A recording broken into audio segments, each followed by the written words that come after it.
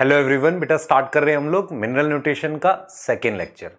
First lecture में हमने basic minerals के बारे में पढ़ लिया था। आपको मैंने असेंशियल मिनरल और हाइड्रोपोनिक और कैसे क्रिटिकल कंसंट्रेशन देखते हैं, क्या टॉक्सिसिटी होती है, उसका थोड़ा इंट्रोडक्शन और डेफिशिएंसी सिम्टम के बारे में बताया था। एक इंट्रोडक्शन टाइप की चीज बताई थी कि मिनरल स्टडी करते क्यों है। ठीक है, तो ये लेक्चर जो मेरे पास रहने वाला है वो किस पे रहेगा? हम टॉक्सिसिटी पढ़ेंगे, हम मिनरल के रोल पढ़ेंगे। मैं बार बार रिपीट करूंगा कि रोल पे से सबसे ज्यादा क्वेश्चंस आने के चांस होते हैं। तो हम क्या पढ़ने वाले हैं? रोल पढ़ेंगे। और उसके बाद हम क्या पढ़ेंगे बेटा? रोल पढ़ने के बाद हम आगे का टॉपिक देखेंगे जिसमें हम नाइट्रोजन मेटाबॉलिज्म या एब्जॉर्प्शन ऑफ मिनरल को पहले पढ़ेंगे।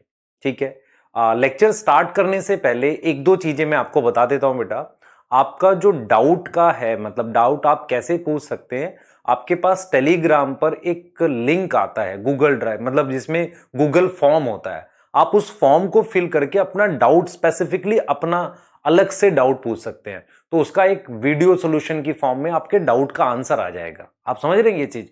तो उस तरीके से आप अपना डाउट आप पूछ सकते हैं। टेलीग्राम पे एक लिंक आता है डेली का डेली, आप वहां से आप डाउट पूछ सकते हैं। तो उसको भी एक बार यूज करके देखें। जब तक आप यूज नहीं करोगे बेटा आपको लगेगा यार मुश्किल है ये, तो एक बार ट्राई करो तो आपके लिए अच्छा रहेगा। दूसरा चीज क्या है बेटा, हम जैसे मैं कुछ कमेंट्स भी ऐसी देखता हूं बच्चों की कि हो क्या रहा है कि उन्हें ऐसा लग रहा है कि जैसे हम अभी बीच में बहुत सारे क्वेश्चन कराते हैं। पहले तो मैं आपको ये बताऊं कि मान लो मैं 10 साल के क्वेश्चन लेता हूं मिनरल न्यूट्रिशन में, तो एक साल में अगर 2 क्वेश्चन आते हैं तो टोटल 20 ही तो क्वेश्चन हुए। अब उस 20 क्वेश्चन को मैं 4 क्लास में डिवाइड कर दूं तो एक क्लास में 5 क्वेश्चन हुए। अब मैं जो पढ़ा रहा हूं तुरंत उसके क्वेश्चन कराने की जगह आप पूरा चैप्टर पढ़ो, पहले अच्छे से उसको समझ लो, तब मैं इकट्ठा कराऊंगा तो आप रिलेट करोगे कि हाँ ये वहां पढ़ा था, ये यहां पढ़ा था। क्योंकि 2 क्वेश्चन 3 क्वेश्चन पर क्लास में कराऊं या 4 क्वेश्चन करा दूं उससे बहुत बेनिफिट नहीं। हाँ, बड़े चैप्टर्स में हम कुछ एक्स्ट्रा क्वेश्चंस कराएंगे, जैसे फोटोसिंथेसिस है, वहां मैं अपने बनाए हुए कुछ क्वेश्चंस कराऊंगा कि आपने कैसे सोचना है। ठीक है, मिनरल न्यूट्रिशन इज मोर, आपको याद भी करना है, इजी चैप्टर है। तो थोड़ा सा फोकस करके ध्यान से चीजें समझ लो कितना आता है। मैं एक चीज ये जरूर कर रहा हूं कि आपको एक लाइंस ड्रॉ कर रहा हूं कि इसके बाहर नहीं पढ़ना। और जब नीट का पेपर आएगा तो मैं आपको दिखाऊंगा भी कि जितना आपने पढ़ा देखो क्या उसके बाहर कोई क्वेश्चन गया, नहीं जाएगा। और जब आपको हम लास्ट ईयर हमने क्या पढ़ाया उसके कंटेंट में भी आपको दिखाएंगे कि देखिए कितना पूछा गया। ठीक है, तो आपको बस कितना करना है बेटा, आपको अपना पूरा फोकस बनाए रखना है पढ़ाई पे। बहुत ज्यादा चीजों की तरफ जाओगे तो थोड़ी सी प्रॉब्लम होती है ना। क्लियर? तो आप अपना फोकस बनाए रखो। ठीक है, अच्छा कई बार बेटा अगर डाउनलोड का कुछ ऑप्शन नहीं आता, जैसे आज मैं देख रहा था, वो डेफिनेटली 8 बजे कुछ टेक्निकल एरर हुआ था, तो हमने भी रिपोर्ट किया उस चीज को, तो उसको ठीक होने में थोड़ा समय लग गया। अगर कभी ऐसा हुआ करे तो आप कुछ और पढ़ने लगा करो ना, आप अपनी 10, 10:30 से या जो भी क्लास होती है वो कंटिन्यू कर लो। इस वाले टाइम को कुछ और चीज में इन्वेस्ट कर लो, है ना। क्योंकि एज अ ड्रॉपर बेटा आपको ज्यादा डाइवर्ट नहीं होना है, पूरी मेहनत करके चीजों में अपने टाइम को बचाना बहुत जरूरी होता है। मतलब मान लो मैं वेट किए जा रहा हूं, इसकी जगह मैंने देखा 10-15 मिनट वेट किया, अगर नहीं हो रहा है तो ठीक है मैं आगे पढ़ रहा हूं, क्योंकि मेरे को टाइम बचाना है। मेरे को मतलब ऐसा नहीं है, मेरे आपके लिए टाइम बचाना बहुत जरूरी है बेटा। बहुत सारी चीजों में टाइम वेस्ट होता है क्योंकि आप समझो आपको टाइम सेव करना है। ठीक है, मैं इतना डिस्कशन करता नहीं हूं, बस ये है कि आपसे मेरे को कुछ चीजें बतानी थी, वो मैंने आपको बता दी। ठीक है, चलो स्टार्ट करते हैं लेक्चर को। सबसे पहले आप देखिए ध्यान से, हमारे पास ये हमने टॉपिक्स बोले थे आपको मैं पढ़ाऊंगा, तो मैंने असेंशियल करा दिया, हाइड्रोपोनिक्स करा दिया, डेफिशिएंसी सिम्टम्स करा दिए, रोल मैं आज कराने जा रहा हूं, मोबाइल इमोबाइल करा दिया है, मैकेनिज्म आपको मैं कराऊंगा। ठीक है, टॉक्सिसिटी इसमें मैं आपको कराऊंगा। तो आज मैं पहले सबसे पहले आपको आज का गोल रहने वाला है टॉक्सिसिटी पढ़ाएंगे, रोल पढ़ाएंगे, एब्जॉर्प्शन ऑफ मिनरल और नाइट्रोजन साइकिल, है ना, नाइट्रोजन मेटाबॉलिज्म में हम एंटर कर जाएंगे और नाइट्रोजन साइकिल के बारे में आपको जरूर बता देंगे। इतनी चीज समझ आ रही है? तो चलिए स्टार्ट कर लेते हैं, है ना। स्टार्ट करते हैं। सबसे पहले जैसा कि हम करते हैं कॉन्सेप्ट रिवीजन, मैंने एक कमेंट ये भी देखी, बच्चे ने कहा सर आप रिवीजन नहीं कर रहे बीच में। बेटा पहली क्लास में चैप्टर स्टार्ट हुआ, रिवाइज क्या करूं? आप कहो सर पिछला चैप्टर रिवाइज कर दो, दिया तो समरी लेक्चर वही था ना, पूरा चैप्टर का समरी। तो रिवीजन तो तब करेंगे जब एक क्लास का रिवीजन होता है। ऐसे तो 5 मिनट पढ़ा है फिर रिवाइज करो, ऐसे नहीं होगा ना। आप ध्यान से पढ़ो, चीजें सुनो ध्यान से। अब देखो हम क्या बता रहे हैं, देखो कॉन्सेप्ट रिवीजन ये है कि हम जो पढ़ रहे हैं प्लांट में इनऑर्गेनिक न्यूट्रिशन पढ़ रहे हैं। मैंने कल क्लियरली बताया था what is difference between organic और इनऑर्गेनिक न्यूट्रिशन। प्लांट CO2 लेता है, वो इनऑर्गेनिक न्यूट्रिशन है। हम ग्लूकोज खाते हैं, ये ऑर्गेनिक न्यूट्रिशन है। तो all heterotroph take organic nutrition, autotrophic को इनऑर्गेनिक लेना पड़ेगा, तब वो ऑर्गेनिक में कन्वर्ट कर पाएंगे। ठीक होगी बात। दूसरा, मिनरल स्टडी सॉइल में पॉसिबल नहीं है, क्योंकि सॉइल में किसी मिनरल को 100% गायब नहीं कर सकते। उसके लिए हमने एक स्पेशल टेक्निक यूज करी, जिसको हमने हाइड्रोपोनिक बोला। तो 1860 में एक जर्मन बॉटनिस्ट थे जिनका नाम वॉन सैक था। उन्होंने एक टेक्निक बनाई जिसे हम हाइड्रोपोनिक कहते हैं, जो सॉइललेस कल्चर होता है, जिसे हम क्या बोलते हैं बेटा, सॉइल लेस कल्चर। बिना सॉइल के हम कल्चर कर रहे हैं, है ना, क्लियर। और इसे हम हाइड्रोपोनिक कहते हैं। हाइड्रोपोनिक में, एक बेसिक हाइड्रोपोनिक में मेरे पास क्या रिक्वायरमेंट है, mineral solution, supply of mineral मुझे बनाए रखनी है, और उसके साथ मुझे ऑक्सीजन चाहिए। ये हमारे पास क्या है, रिक्वायरमेंट्स हैं। ये हमारे पास क्या है, रिक्वायरमेंट्स हैं किसकी, बेसिक हाइड्रोपोनिक्स की। बेसिक हाइड्रोपोनिक्स की ये रिक्वायरमेंट है। ठीक है, अब हम देखेंगे कि हाइड्रोपोनिक क्या काम करता है, हाइड्रोपोनिक क्या फंक्शन करता है, हम उसके बारे में आपको बताने जा रहे हैं। ठीक है, तो हमने कहा था हाइड्रोपोनिक में आप ये पता कर सकते हो कि मिनरल असेंशियल है कि नहीं, असेंशियल और नॉट। फिर आप उसकी कंसंट्रेशन भी बता सकते हो कि कितनी कंसंट्रेशन उसकी चाहिए मिनरल की, है ना। मिनरल की कंसंट्रेशन बता सकते हो, उसका रोल और डेफिशिएंसी बता सकते हो। तो ये सब पढ़ सकते हैं हाइड्रोपोनिक से। और एक लास्ट चीज मैंने कहा था कि कुछ क्रॉप्स को आप कमर्शियल ग्रो कर सकते हो। तो कमर्शियल में कौन सा था बेटा मेरे पास, याद कर लो। कुछ क्रॉप जिनको कमर्शियल ग्रो कर सकते हैं, उनमें क्या है हमारे पास, कमर्शियल में हमारे पास आ जाता है बेटा, याद करेंगे। कमर्शियल में हमने बताया था लेट्यूस, टोमेटो और कैबेज। कैबेज था, लेट्यूस था, टोमेटो था, और क्या था, सीडलेस कुकुम्बर। बेटा कैबेज भी हो सकता है। ऐसी क्रॉप चाहिए जो छोटी हो, आसानी से उग जाए, है ना, बड़ी क्रॉप नहीं। ठीक है, क्लियर। आगे चलते हैं। अब उसके बाद हमने आपको यह बताया था बेटा कि 105 टाइप के एलिमेंट्स मेरे पास प्रेजेंट है, 60 टाइप के प्लांट एब्जॉर्ब कर सकता है। सवाल यह है कि क्या सारे असेंशियल हैं, सारे असेंशियल? हम कहेंगे नहीं। असेंशियल बताने के लिए मेरे पास क्राइटेरिया होता है। सबसे पहले प्लांट अपनी लाइफ साइकिल पूरी ना कर सके, मतलब सीड से लेके अगला सीड ना बना सके, वो दूसरा मिनरल स्पेसिफिक होना चाहिए, उसकी कमी को किसी और से रिप्लेस ना कर सके, not replace by another mineral, है ना, किसी और मिनरल से हम रिप्लेस ना कर सकें, अनदर मिनरल से रिप्लेस ना कर सके, और इन्वॉल्व होना चाहिए डायरेक्टली किसमें, मेटाबॉलिज्म में। तो ये मैंने आपको क्या बताए हैं, ये मैंने आपको क्राइटेरिया बता दिए हैं कि किस तरीके से, 3 क्राइटेरिया बेटा, directly involve in metabolic reactions, दूसरा इसकी कमी को दूसरे मिनरल से रिप्लेस ना कर सकते हो, तीसरा इसके बिना लाइफ साइकिल पूरी ना हो। फिर हमने कहा देखो टाइप है, मैक्रो और माइक्रो होते हैं। तो जो more than 10 millimole, more than 10 millimole पर केजी ऑफ ड्राई वेट, है ना, पर केजी ऑफ ड्राई वेट अगर हमारे पास है, उसे हम मैक्रो न्यूट्रिएंट कहते हैं। और माइक्रो न्यूट्रिएंट क्या होता है बेटा, लेस देन 10 मिलीमोल, है ना, लेस देन 10 मिलीमोल पर केजी ऑफ ड्राई वेट, है ना, इसको हम क्या बोलते हैं, माइक्रो न्यूट्रिएंट बोलते हैं। मैक्रो न्यूट्रिएंट और माइक्रो न्यूट्रिएंट, देख पा रहे हो मैं क्या बोल रहा हूं बेटा, मैक्रो ज्यादा अमाउंट में चाहिए, माइक्रो हमारे पास क्या चाहिए, कम अमाउंट में चाहिए। इसका मैंने एग्जांपल आपको कहा था, ऐसे याद करना है, चोन PSK, याद करो, चोन PSK और कैल्शियम Mg, ये 9 हो गए। और इसको मैंने क्या कहा था, फीकू, नीमो, बीकल, Mn और Zn, ये 7 हो गए, सॉरी 8 हो गए, 8 ये 9 ये, तो 9 + 8 17 हो गया। तो ऐसे याद करना है। अच्छा, हमने आपको यह भी बताया कि most abundant nutrient fresh weight में कौन है, हमने कहा ऑक्सीजन है। ड्राई वेट में कौन है बेटा, कार्बन, है ना।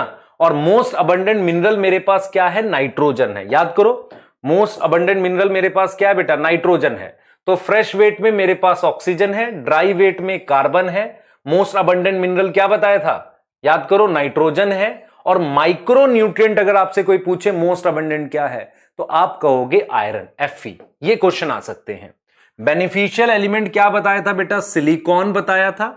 ठीक है। उसके बाद कोबाल्ट बताया था सोडियम और सिलीनियम, ये हमारे पास बेनिफिशियल एलिमेंट है। हमने क्लासिफिकेशन कैसे करी थी? On the basis of quantitative requirement, दूसरा था डाइवर्स रोल के बेस पे करते हैं।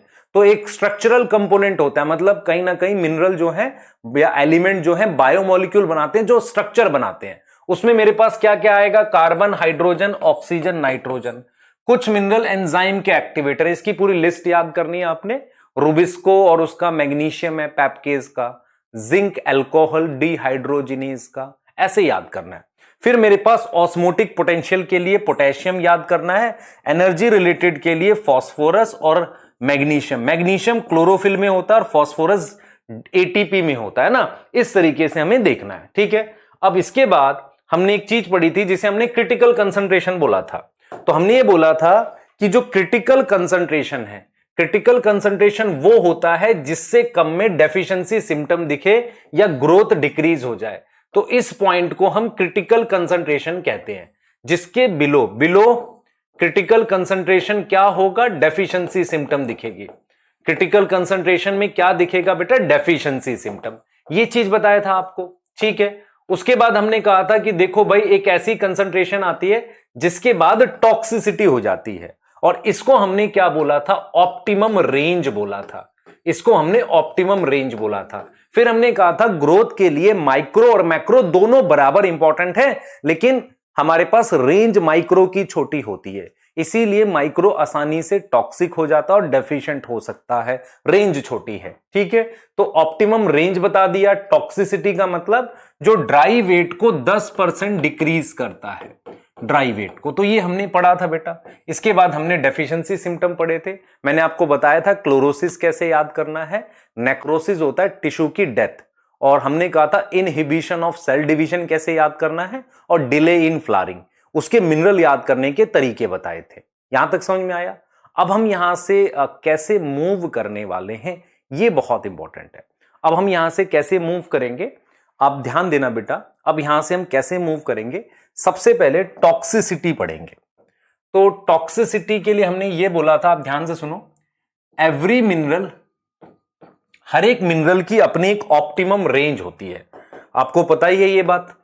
एवरी मिनरल, हर एक मिनरल की, मिनरल हैव ऑप्टिमम रेंज, हर एक की अपनी रेंज होती है ना, एक ऑप्टिमम रेंज होती है जो चाहिए होता है ना, रेंज ऑफ रिक्वायरमेंट होती है।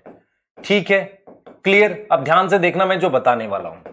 मेरे पास अगर कोई मिनरल एक पर्टिकुलर कंसंट्रेशन से ज्यादा हो जाए तो उसे हम टॉक्सिक कहते हैं। तो फ्लक्चुएशन इन ऑप्टिमम रेंज मतलब ज्यादा हो जाए की तरफ बोल रहे हैं, तो उसे हम क्या बोलते हैं? टॉक्सिसिटी। टॉक्सिसिटी में आपको दो बात ध्यान रखनी है। हर मिनरल की अपनी टॉक्सिक कंसंट्रेशन अलग अलग होती है। फॉर एग्जांपल, मान लो आयरन जो है वो मैं कहता हूं कि 7 मिलीमोल पर केजी, या मैं कहता हूं मान लो आयरन जो है वो 10 की वैल्यू में टॉक्सिक है, तो कॉपर हो सकता है 8 की वैल्यू में टॉक्सिक हो जाए। तो मिनरल वाइज भी टॉक्सिसिटी अलग अलग कंसंट्रेशन होती है। दूसरा, प्लांट वाइज भी कंसंट्रेशन अलग अलग होती है। इसका मतलब टॉक्सिसिटी दो बात पे डिपेंड करती है। पहला, हर मिनरल की टॉक्सिसिटी वो रेंज अलग अलग होती है। दूसरा, प्लांट को लेकर उनका इफेक्ट भी अलग अलग होता है। ऐसा नहीं होता कि एक पर्टिकुलर कंसंट्रेशन सारे प्लांट में टॉक्सिक है। मान लो मैं कहता हूं एक कंसंट्रेशन ए अगर प्लांट मतलब एक्स में टॉक्सिक है, तो जरूरी नहीं है कि वो प्लांट वाई में टॉक्सिक हो। ये दो बातें आपने समझनी है। तो हम यहां पर इस बात को क्लियर कह रहे हैं। यहां पे दो इंपॉर्टेंट पॉइंट जो मैं लिख रहा हूं वो सुन लो ध्यान से। दो इंपॉर्टेंट पॉइंट मैं यहां पर लिख रहा हूं बेटा, वो क्या है वो समझो। पहला, different mineral have different concentration of toxicity. Different concentration of toxicity, अलग अलग मतलब कंसंट्रेशन है किसकी? टॉक्सिसिटी की अलग अलग कंसंट्रेशन है। मतलब हर एक मिनरल की अलग अलग कंसंट्रेशन है किसकी? टॉक्सिसिटी की। टॉक्सिसिटी की अलग अलग कंसंट्रेशन है, हर एक मिनरल की अलग कंसंट्रेशन है। दूसरा पॉइंट मैं यहां पर यह कह रहा हूं, मैं कह रहा हूं डिफरेंट मिनरल की कंसंट्रेशन अलग अलग है टॉक्सिसिटी को लेके। दूसरा हम ये कह रहे हैं कि टॉक्सिसिटी टॉक्सिसिटी फॉर, या हम लिख सकते हैं मिनरल कंसंट्रेशन या element concentration which is toxic for one plant, toxic for one plant may not be toxic for other. तो सबका ये भी अलग अलग होता है।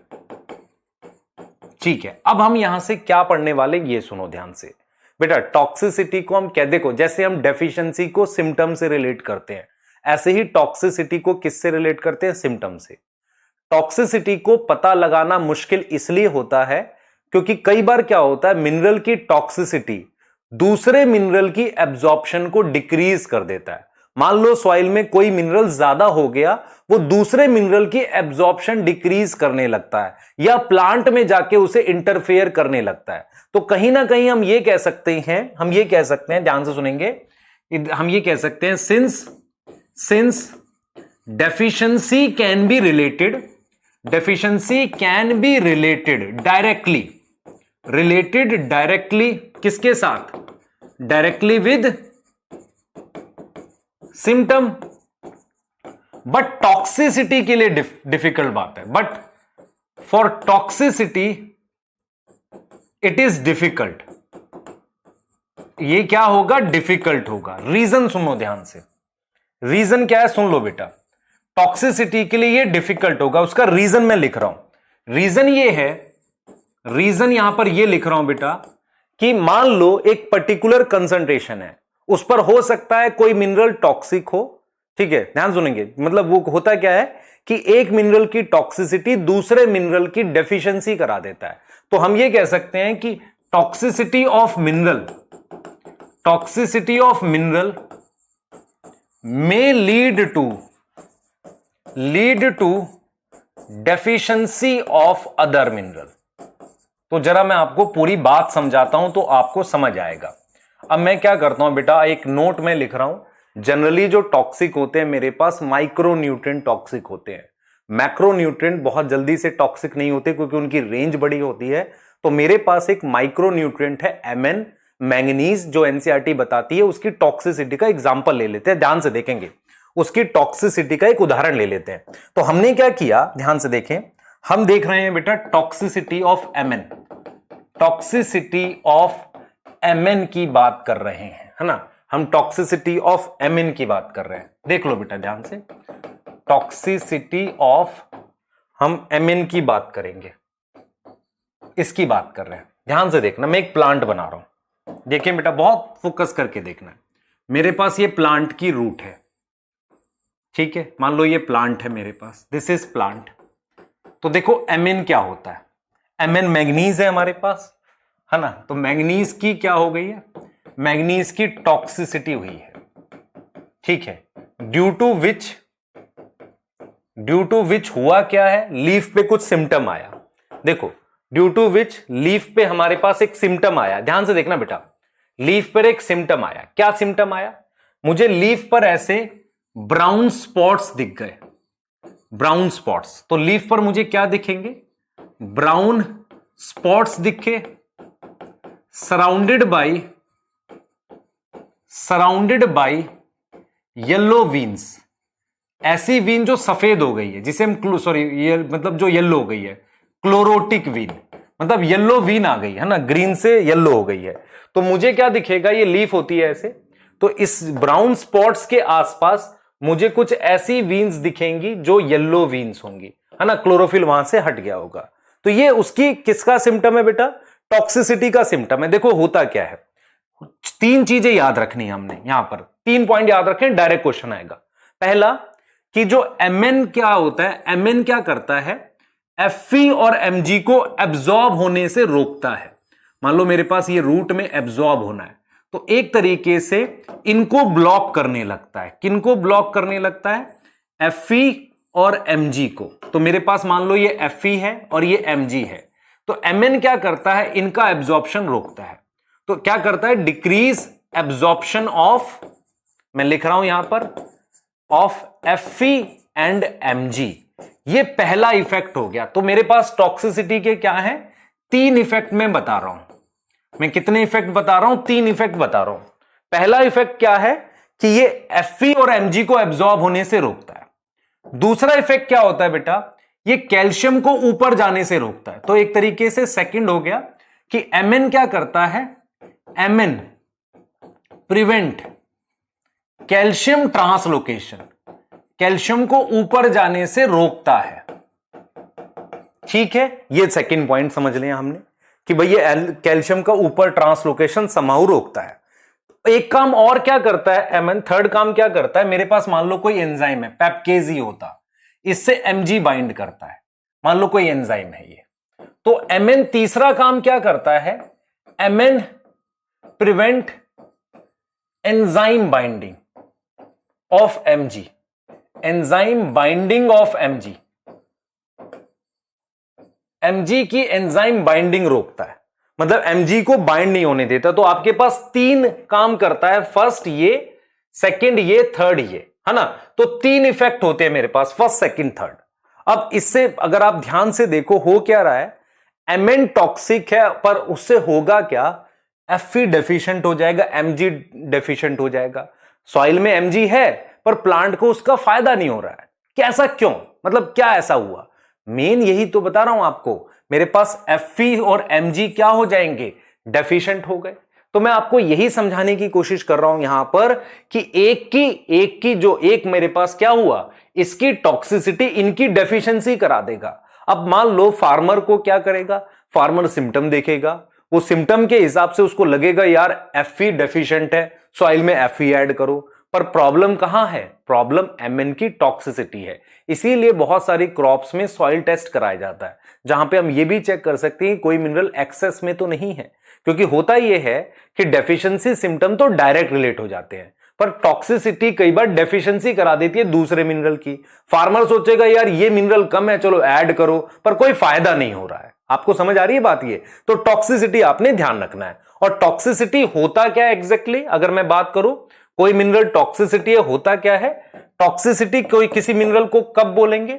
A mineral is toxic when, a mineral is toxic when जब वो ग्रोथ को 10% डिक्रीज करे, decrease growth by 10%, growth by 10%, 10% के आसपास उसका ड्राई वेट कम हो जाए। अगर मैं ड्राई वेट नहीं लिखूंगा, फ्रेश वेट लिखूंगा, तो फ्रेश वेट तो पानी तो वैसे भी कभी भी मान लो दोपहर के समय कम हो सकता है। ठीक है, ये चीज हो गई हमारे पास टॉक्सिसिटी। अब हम क्या पढ़ने वाले हैं बेटा? टॉक्सिसिटी को एक बार एनसीईआरटी से देख लेते हैं फटाफट से। ठीक है, टॉक्सिसिटी को देख लेते हैं और उसके बाद फिर हम आगे चलेंगे। तो देखो क्या कह रहा है, requirement of micronutrient is always in low amount while there moderate decrease. अगर हल्का सा कम हो जाएंगे तो डेफिशिएंसी सिम्टम आ जाते हैं, थोड़ा सा बढ़ जाएंगे तो टॉक्सिसिटी आ जाती है। रेंज पतली है ना, आपको कहा था ना नैरो रेंज। ये देखो this is narrow range of concentration which the elements are optimum. ठीक है, मतलब हमें एलिमेंट्स बहुत कम रेंज में चाहिए। बेटा मैं एनसीईआरटी को बहुत स्लो इसलिए भी नहीं पढ़ता, मैं मैक्सिमम पढ़ा चुका होता हूं। आप अगर लाइनें पढ़ो वो सारी चीजें मैंने कवर करी होती है। ऑप्टिमम रेंज आपको बताया मैंने। Any mineral ion concentration in tissue that reduce the dry weight. हम कब बोलेंगे टॉक्स? यही तो बोल रहा हूं, जो ड्राई वेट को कितना कम कर दे, कितना कम कर दे? 10% कम कर दे। Such critical concentration very widely among different micro. तो ये कह रहा है कि ये जो कंसंट्रेशन है ये अलग अलग न्यूट्रिएंट की अलग अलग होगी। यही चीज स्टार्टिंग में बताई थी कि मिनरल वाइज भी अलग होती है, प्लांट वाइज भी। दूसरा, the toxicity symptom are difficult to identify. Toxicity level of any element also very for different plant.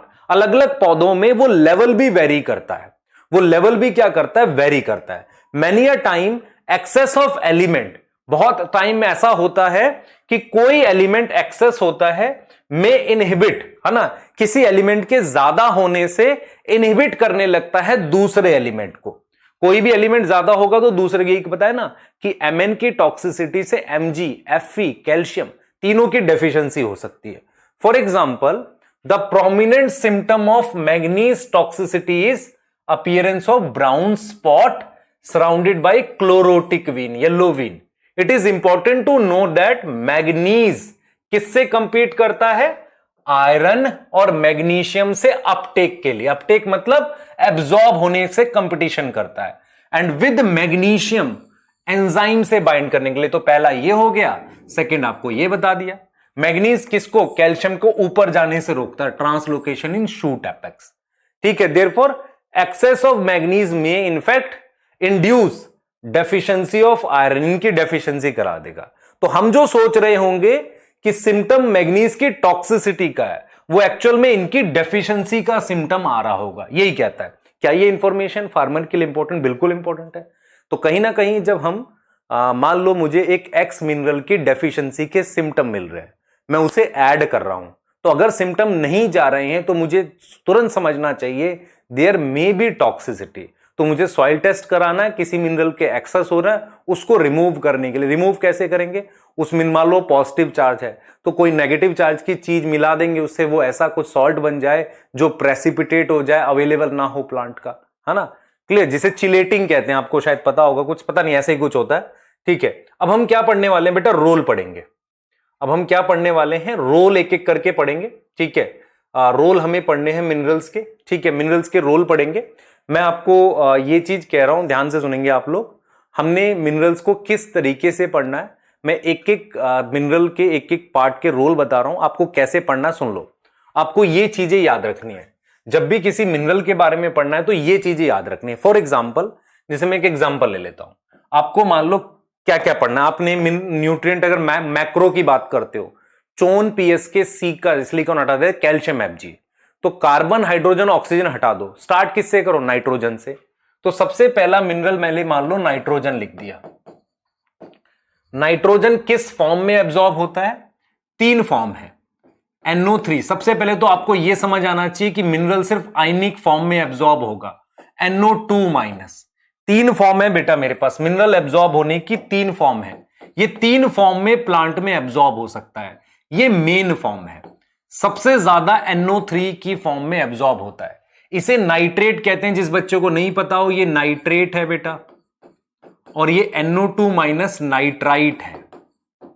अब देखो, नाइट्रोजन बहुत ज्यादा अमाउंट में चाहिए होता है, और कहां चाहिए होता है? जहां सेल डिवीजन हो रही है, आप समझ रहे हैं, जहां ग्रोथ हो रही है।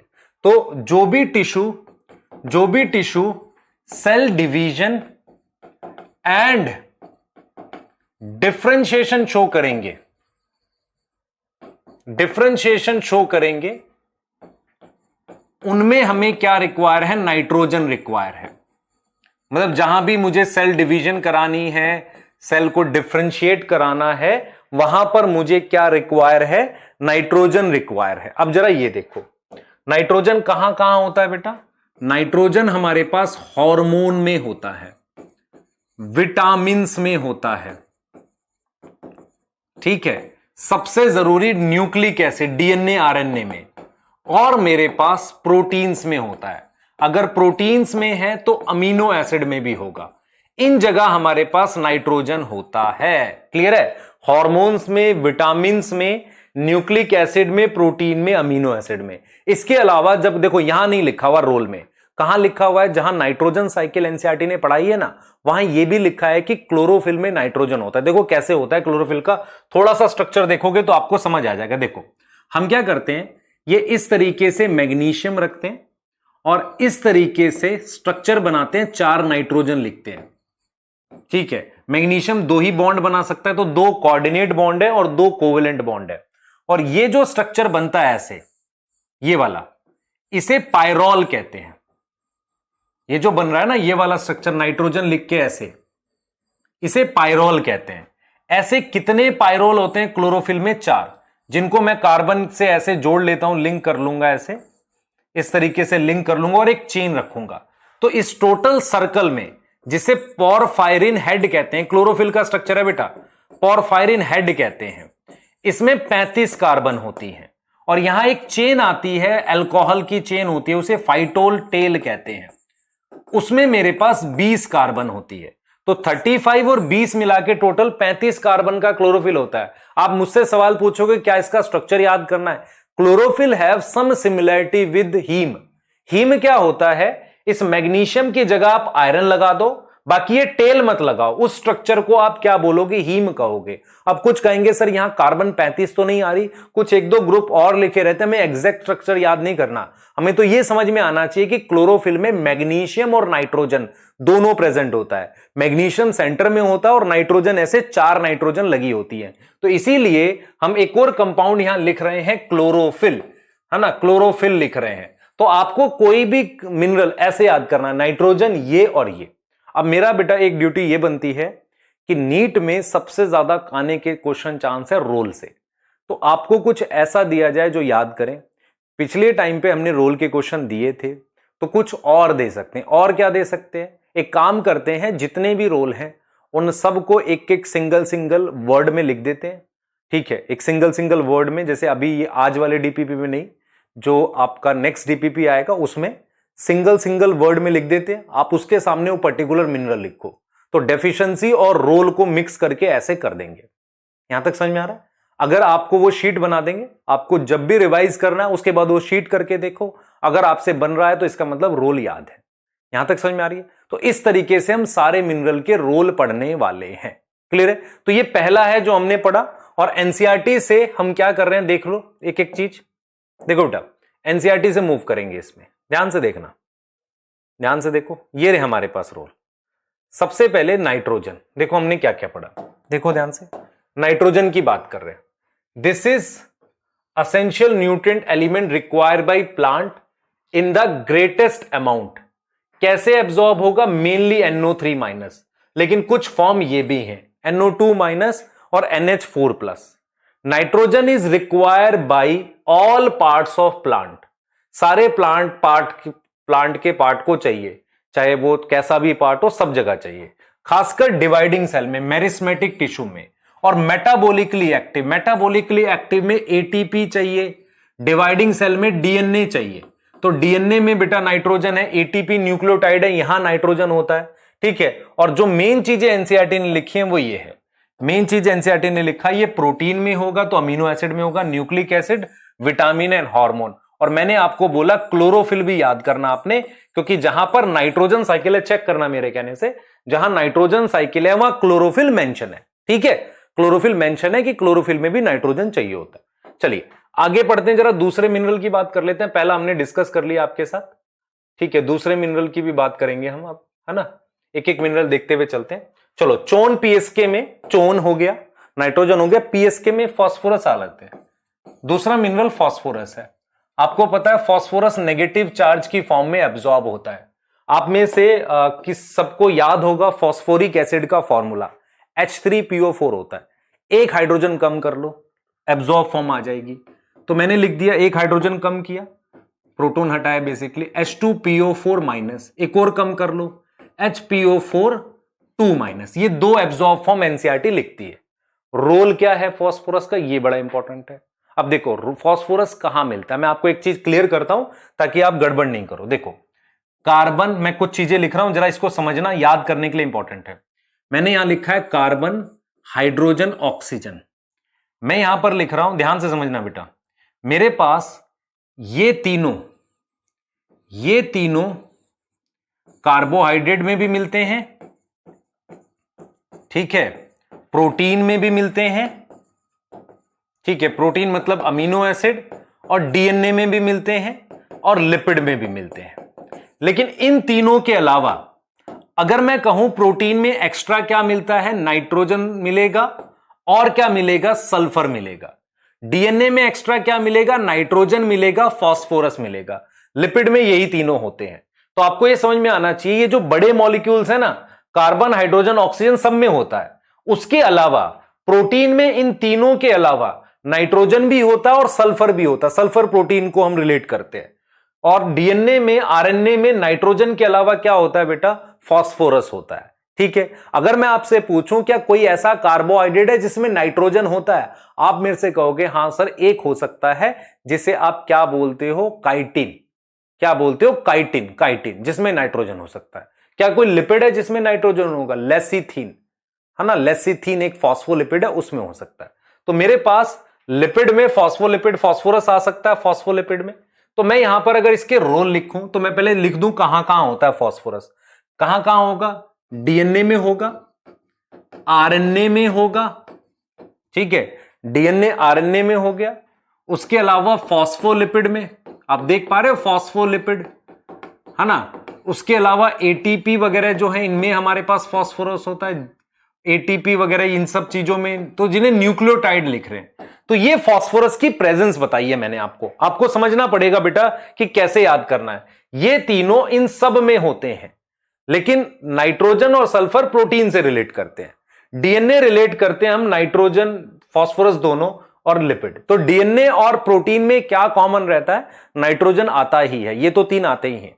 सल्फर प्रोटीन से रिलेट करते हैं, याद रहेगी बात। तो इसमें हमारे पास फॉस्फोरस होता है। हमारे पास बेटा फॉस्फोरस क्या है, आप देख पा रहे हो, ये कहां प्रेजेंट होगा, जो सेल डिवाइडिंग है, जो मेरे पास सेल डिवाइडिंग है उनमें मेरे पास क्या होगा, मेरिस्टेमेटिक रीजन, मेम्ब्रेन आपको लिख दी, मेरिस्टेमेटिक, डिफरेंशिएटिंग और मेम्ब्रेन टाइप की चीजें, इसमें हमारे पास क्या होता है, फॉस्फोरस होता है, ठीक है। कुछ ऐसी प्रोटीन भी होती हैं जिनमें फॉस्फोरस होता है, उन्हें फॉस्फोप्रोटीन कहते हैं। कैसीन एग्जांपल है, कैसीन मिल्क में मिलता है, उसमें फॉस्फोरस होता है, ठीक है, क्लियर याद रहेगा। और फॉस्फोरस बेटा ज्यादा अमाउंट में चाहिए होता है, मैक्रोन्यूट्रिएंट है। तो जरा एक बार इसके रोल को देख लेते हैं फटाफट से फॉस्फोरस के, ठीक है, पर याद करना आपको इसकी एब्जॉर्ब फॉर्म, जहां आप गड़बड़ करोगे, ठीक है। फॉस्फोरस देख लो बेटा, ठीक है, और हम फॉस्फोराइलेशन रिएक्शंस में भी यूज करते हैं।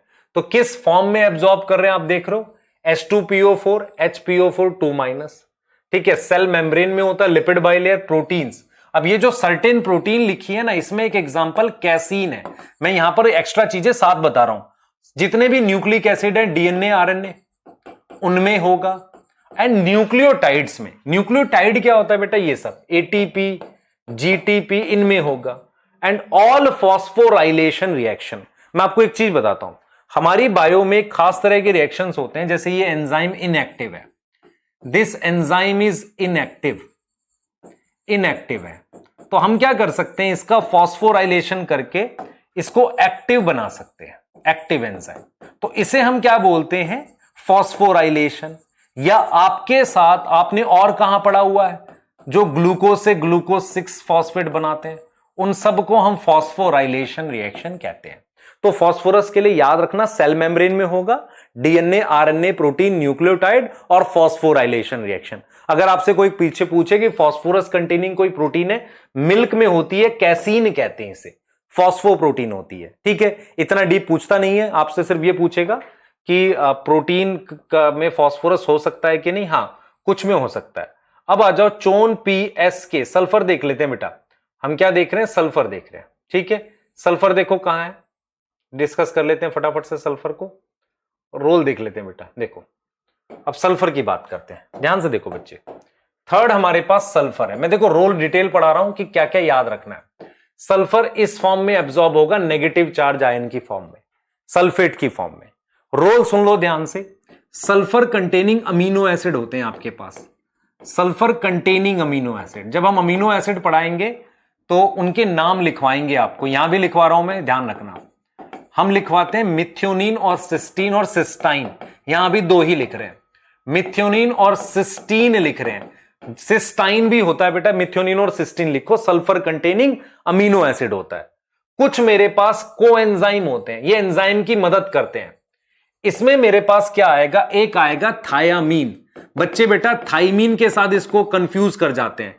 थाइमीन क्या होता है, नाइट्रोजिनस बेस है, ये नहीं करना आपने, ये नाइट्रोजिनस बेस है बेटा, ये थोड़ी आएगा इसमें हमारे पास सल्फर। थायामीन, थायोल वर्ड होता है ना, थायोल, वहां से लाए हैं थायामीन। विटामिन B1 होता है ये क्या होते हैं, विटामिन B1, ठीक है। थाइमीन हो गया, कोएंजाइम A हो गया, कोएंजाइम A, और एक बायोटीन होता है। तो मेरे पास ध्यान से सुनो बेटा, कोएंजाइम जो होते हैं ना, ये किससे आते हैं, विटामिन से आते हैं, डिराइव फ्रॉम विटामिन्स। एनसीईआरटी में बायोमोलिक्यूल के लास्ट पेज पे लिखा है ये वाली बात।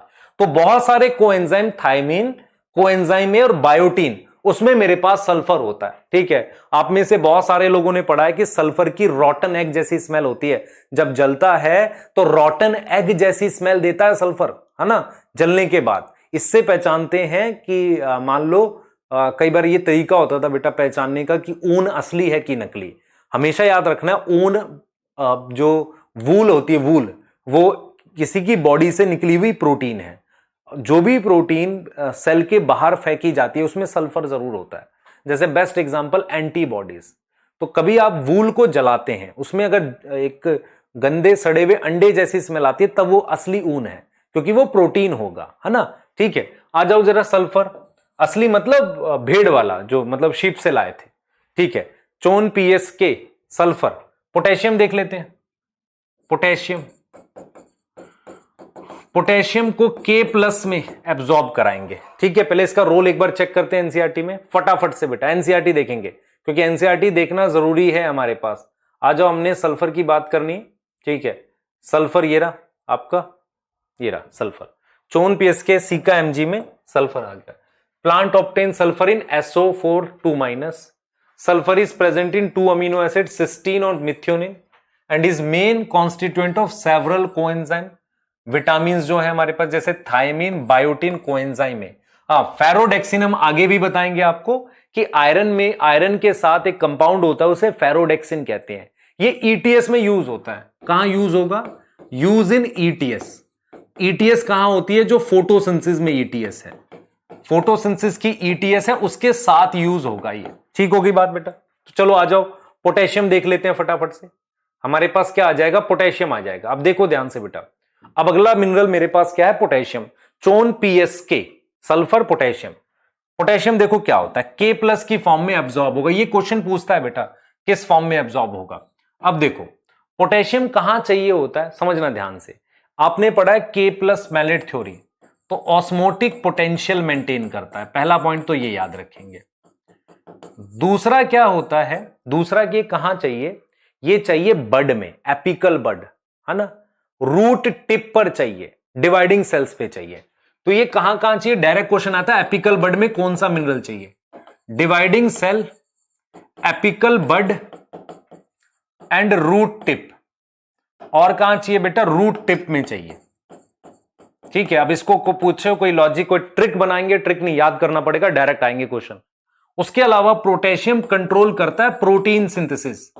प्रोटीन सिंथेसिस के कुछ एंजाइम होते हैं वो पोटेशियम से कंट्रोल होते हैं, जिसे आप ट्रांसलेशन कहते हो। जब मैं आपको मैग्नीशियम बताऊंगा तो मैं ये भी बताऊंगा कि मैग्नीशियम जो है वो क्या कंट्रोल करता है। मैग्नीशियम कंट्रोल करता है ट्रांसक्रिप्शन और DNA रेप्लिकेशन। एनसीईआरटी लिखता है DNA RNA सिंथेसिस। ये ट्रांसलेशन के एंजाइम को मतलब एक्टिवेट करता है ना। उसके अलावा पोटेशियम बेटा हमने लिखा ऑस्मोटिक पोटेंशियल, डिवाइडिंग सेल्स में चाहिए। आप समझ रहे हैं? क्लियर? एक्टिवेटर है बहुत सारे एंजाइम्स का, एक्टिवेटर ऑफ मेनी एंजाइम। नाम नहीं एनसीईआरटी देती है, पर कहती है कि भाई एक्टिवेटर है काफी सारे एंजाइम का। क्लियर है? ठीक है, तो ये पोटेशियम का रोल है। मेन रोल है बेटा ऑस्मोटिक पोटेंशियल, जिसमें हम लिख सकते हैं ओपनिंग ऑफ स्टोमेटा। इसके लिए क्वेश्चन आएगा, इसका जब भी क्वेश्चन आएगा ओपनिंग ऑफ स्टोमेटा या लिखा रहेगा रूट और शूट टिप में कौन सा मिनरल चाहिए, इस तरह का क्वेश्चन आएगा पोटेशियम का। ठीक है, तो देख लेते हैं पोटेशियम बेटा। ठीक है, ये देखो कर रहे हैं इसको। पोटेशियम K+ की फॉर्म में चाहिए। This is require more abundant in dividing cell, buds, leaves and root tip. ये ऐसे डायरेक्ट पूछेगा।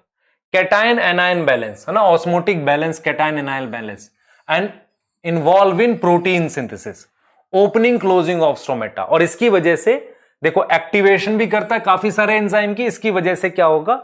टर्जिडिटी, सेल में पानी बना रहता है। ठीक है, ये हो गया हमारे पास पोटेशियम। क्लियर है? अब हम किसको देखेंगे बेटा? चोन PSK, कैल्शियम Mg। कैल्शियम देखेंगे इसके बाद, ध्यान से देखो। Next mineral is calcium. ठीक है, कैल्शियम देख रहे हैं बेटा, कैल्शियम। ठीक है, 5th है शायद, C है। हम क्या कर रहे हैं? कैल्शियम देख रहे हैं। Calcium, calcium positive charge ion की फॉर्म में एब्जॉर्ब होता है, Ca+2। ठीक है, कैल्शियम क्या होता है? पॉजिटिव चार्ज आयन की फॉर्म में एब्जॉर्ब होता है। एक बहुत इंपॉर्टेंट चीज है, कैल्शियम जो है, कैल्शियम का एब्जॉर्प्शन बोरोन कंट्रोल करता है। कैल्शियम का एब्जॉर्प्शन, ये डायरेक्ट क्वेश्चन आ सकता है, कौन कंट्रोल करता है? Control by boron. बोरोन की मदद से ये कंट्रोल होता है। अब सुन लो ध्यान से, कैल्शियम कहां होता है। मेरे पास, मैं एक प्लांट सेल बना रहा हूं ऐसे, ये दो प्लांट सेल मान लो मैंने बनाए, इनके बीच में एक लेयर होती है, दो प्लांट सेल के बीच में, है ना, सेल वॉल के बाहर। आपको पता है ये मान लो सेल वॉल है, this is cell wall, this is cell wall बेटा, and this is plasma membrane. एक लेयर होती है जो इन दोनों सेल को चिपका के रखते हैं, ग्लू करती है, उसे कहते हैं middle lamella. Middle lamella calcium pectate की बनी होती है। मिडल लैमेला जो लेयर होती है जो दो सेल को चिपका के रखती है, एनसीईआरटी सेल वाला चैप्टर पढ़ोगे वहां लिखा है ग्लू करती है, ग्लू मतलब चिपका के रखती है। तो हम लोग लिख सकते हैं कि ये किसका पार्ट है बेटा, रिक्वायर इन सेल डिवीजन। कब चाहिए ये, सेल डिवीजन में चाहिए। सेल डिवीजन में ये क्या करता है, सेल वॉल का कंपोनेंट बनाता है, जैसे कि मिडल लैमेला, है ना। मिडल लैमेला किसका बना है, कैल्शियम पैक्टेट का। कैल्शियम के साथ पैक्टिन होता है, पैक्टेट लिख रहे हैं हम, कैल्शियम पैक्टेट। तो require in cell division to form middle lamella, क्या बनाएगा, मिडल लैमेला बनाएगा, मिडल लैमेला बनाएगा। आ रहा समझ, ठीक है, कैल्शियम के लिए बता दी। उसके अलावा माइटोसिस के स्पिंडल बनाता है, ठीक है, फॉर्म माइटोटिक स्पिंडल, जो माइटोसिस में स्पिंडल फाइबर नहीं बनते हैं उनको बनाता है। अब देखो बेटा, आप में से कुछ बच्चे जो होंगे इनको शायद स्पिंडल फाइबर नहीं पता होगा, तो आपको फिर वेट करना पड़ेगा उस चैप्टर का जिसमें ये नाम आएगा। इसीलिए हम ये कहते हैं कि भाई एक ही क्लास में आप सारे चैप्टर की डिटेल नहीं पढ़ सकते। आपको अगर ये बात नहीं पता है कि माइटोसिस में स्पिंडल फाइबर है तो फॉर्म माइटोटिक स्पिंडल, तो इंपॉर्टेंट रोल हो गया। अच्छा, आप अगर जो मैं बात बोलता हूं चेक भी किया करो। आप अगर देखोगे ये बहुत सारे मेटाबॉलिक रिएक्शन कंट्रोल करता है। कैल्शियम सेकंड मैसेंजर होता है। अगर आप देखो, आप हार्मोन एक्शन देखो, लास्ट चैप्टर क्लास 11th का, क्लास 11th के लास्ट पेजेस पर दे रखा है हार्मोन एक्शन, वहां पर calcium as a second messenger होता है। तो बेसिकली क्या करता है, कैल्शियम कंट्रोल करता है metabolic reactions, control metabolic reaction, और वो एक तरीके से क्या होता है, सेकंड मैसेंजर है। क्या है, सेकंड मैसेंजर है। आप समझ रहे हैं, सेकंड मैसेंजर है। क्लियर है। तो ये चीज आपको समझ में आनी चाहिए कि कैल्शियम मेरे पास क्या है, Ca+2 है, ठीक है। कैल्शियम के एब्जॉर्प्शन को बता दिया। कैल्शियम कंट्रोल करता है क्या, मेटाबॉलिक रिएक्शन कंट्रोल करता है। ये हमारे पास क्या हो गई, मिडल लैमेला हो गई। तो कैल्शियम पैक्टेट के बारे में हमें समझना है। क्लियर होगी बात, कैल्शियम पैक्टेट के बारे में हमें समझना है। क्लियर है ये चीज बेटा, बिल्कुल क्लियर है, ठीक है। आगे आओ, आगे चलो, इसके रोल एनसीईआरटी से देख लेते हैं फटाफट से। कैल्शियम के बाद मैग्नीशियम देखेंगे हम, ठीक है। चलो देखते हैं जरा, ये रहा कैल्शियम। देखें भाई, कैल्शियम किस फॉर्म में होगा, Ca+2। डिवाइडिंग सेल को चाहिए, डिफरेंशिएटिंग टिश्यू को चाहिए, सेल मेम्ब्रेन को भी चाहिए होता है बेटा, ये एक तरीके से सेल मेम्ब्रेन को भी चाहिए होता है। During division it is used in synthesis of cell wall. Middle lamella की बात कर रहे हैं, calcium pectate in middle lamella की बात कर रहा है। ये सेल वॉल लिखने का पर्पस है मिडल लैमेला को बोलना। It is also needed during the mitotic spindle, ठीक है, माइटोटिक स्पिंडल। और नॉर्मल फंक्शनिंग ऑफ मेम्ब्रेन में ये ऐड करूंगा, नॉर्मल फंक्शनिंग ऑफ मेम्ब्रेन मतलब मेम्ब्रेन फंक्शनिंग में दो मिनरल चाहिए, एक बोरोन और एक इसका लिखा हुआ है। अब आप खुद से समझो, कैल्शियम को बोरोन एब्जॉर्ब करवाता है, तो कहीं ना कहीं दोनों का रोल मेम्ब्रेन फंक्शनिंग को लेकर है, जो आपने अपने दिमाग में बिठाना है।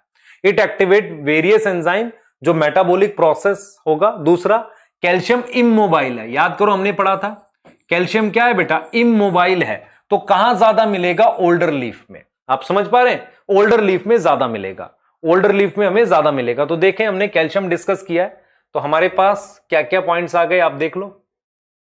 तो हम लिख सकते हैं, एक तो ये ओल्ड लीफ में मिलेगा, हम ऐड कर सकते हैं, ओल्ड लीफ में मिलेगा, ऑल दो जरूरत नहीं, हमने पढ़ लिया इसको तो, ठीक है। उसके अलावा मेम्ब्रेन फंक्शनिंग, और मैं आपको यह चीज बोल रहा हूं कि बोरोन कैल्शियम एब्जॉर्ब कराता है, तो बोरोन के लिए भी मेम्ब्रेन फंक्शनिंग लिखा हुआ मिलेगा, दिमाग रखना इस चीज को। कैल्शियम के बाद चोन PSK, सी का सिलिकॉन नहीं लिख रहे, कैल्शियम Mg। अब हम बात कर रहे हैं मैग्नीशियम की। मैग्नीशियम के रोल बहुत ही इंपॉर्टेंट है बेटा।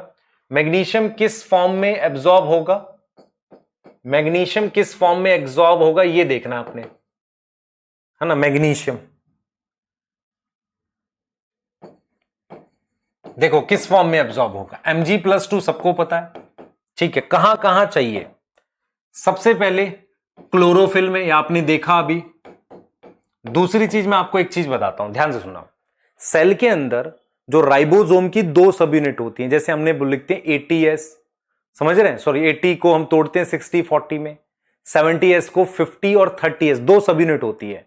वो तभी जुड़ती हैं जब सेल में मैग्नीशियम हो, याद रहेगा। राइबोसोम की दो सब यूनिट को जोड़ने के लिए मैग्नीशियम चाहिए, यह ध्यान रखना हमने। तो क्या होगा, असेंबली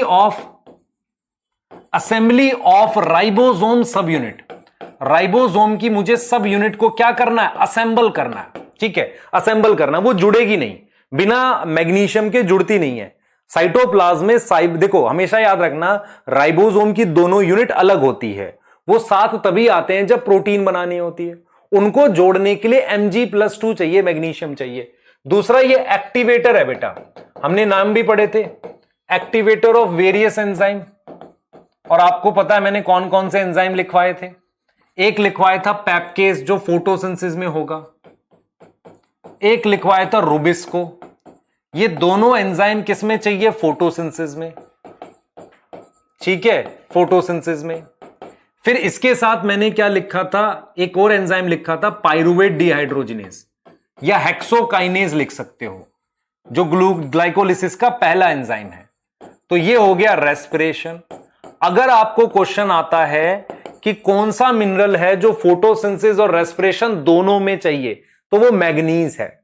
और क्वेश्चन में लिखा हुआ है, ध्यान से सुनना, क्वेश्चन में लिखा हुआ है कि कौन सा मिनरल फोटोसिंथेसिस, रेस्पिरेशन और नाइट्रोजन मेटाबॉलिज्म तीनों में चाहिए, तब आपने मैग्नीज याद करना है। डिफरेंस समझ में आ रहा है?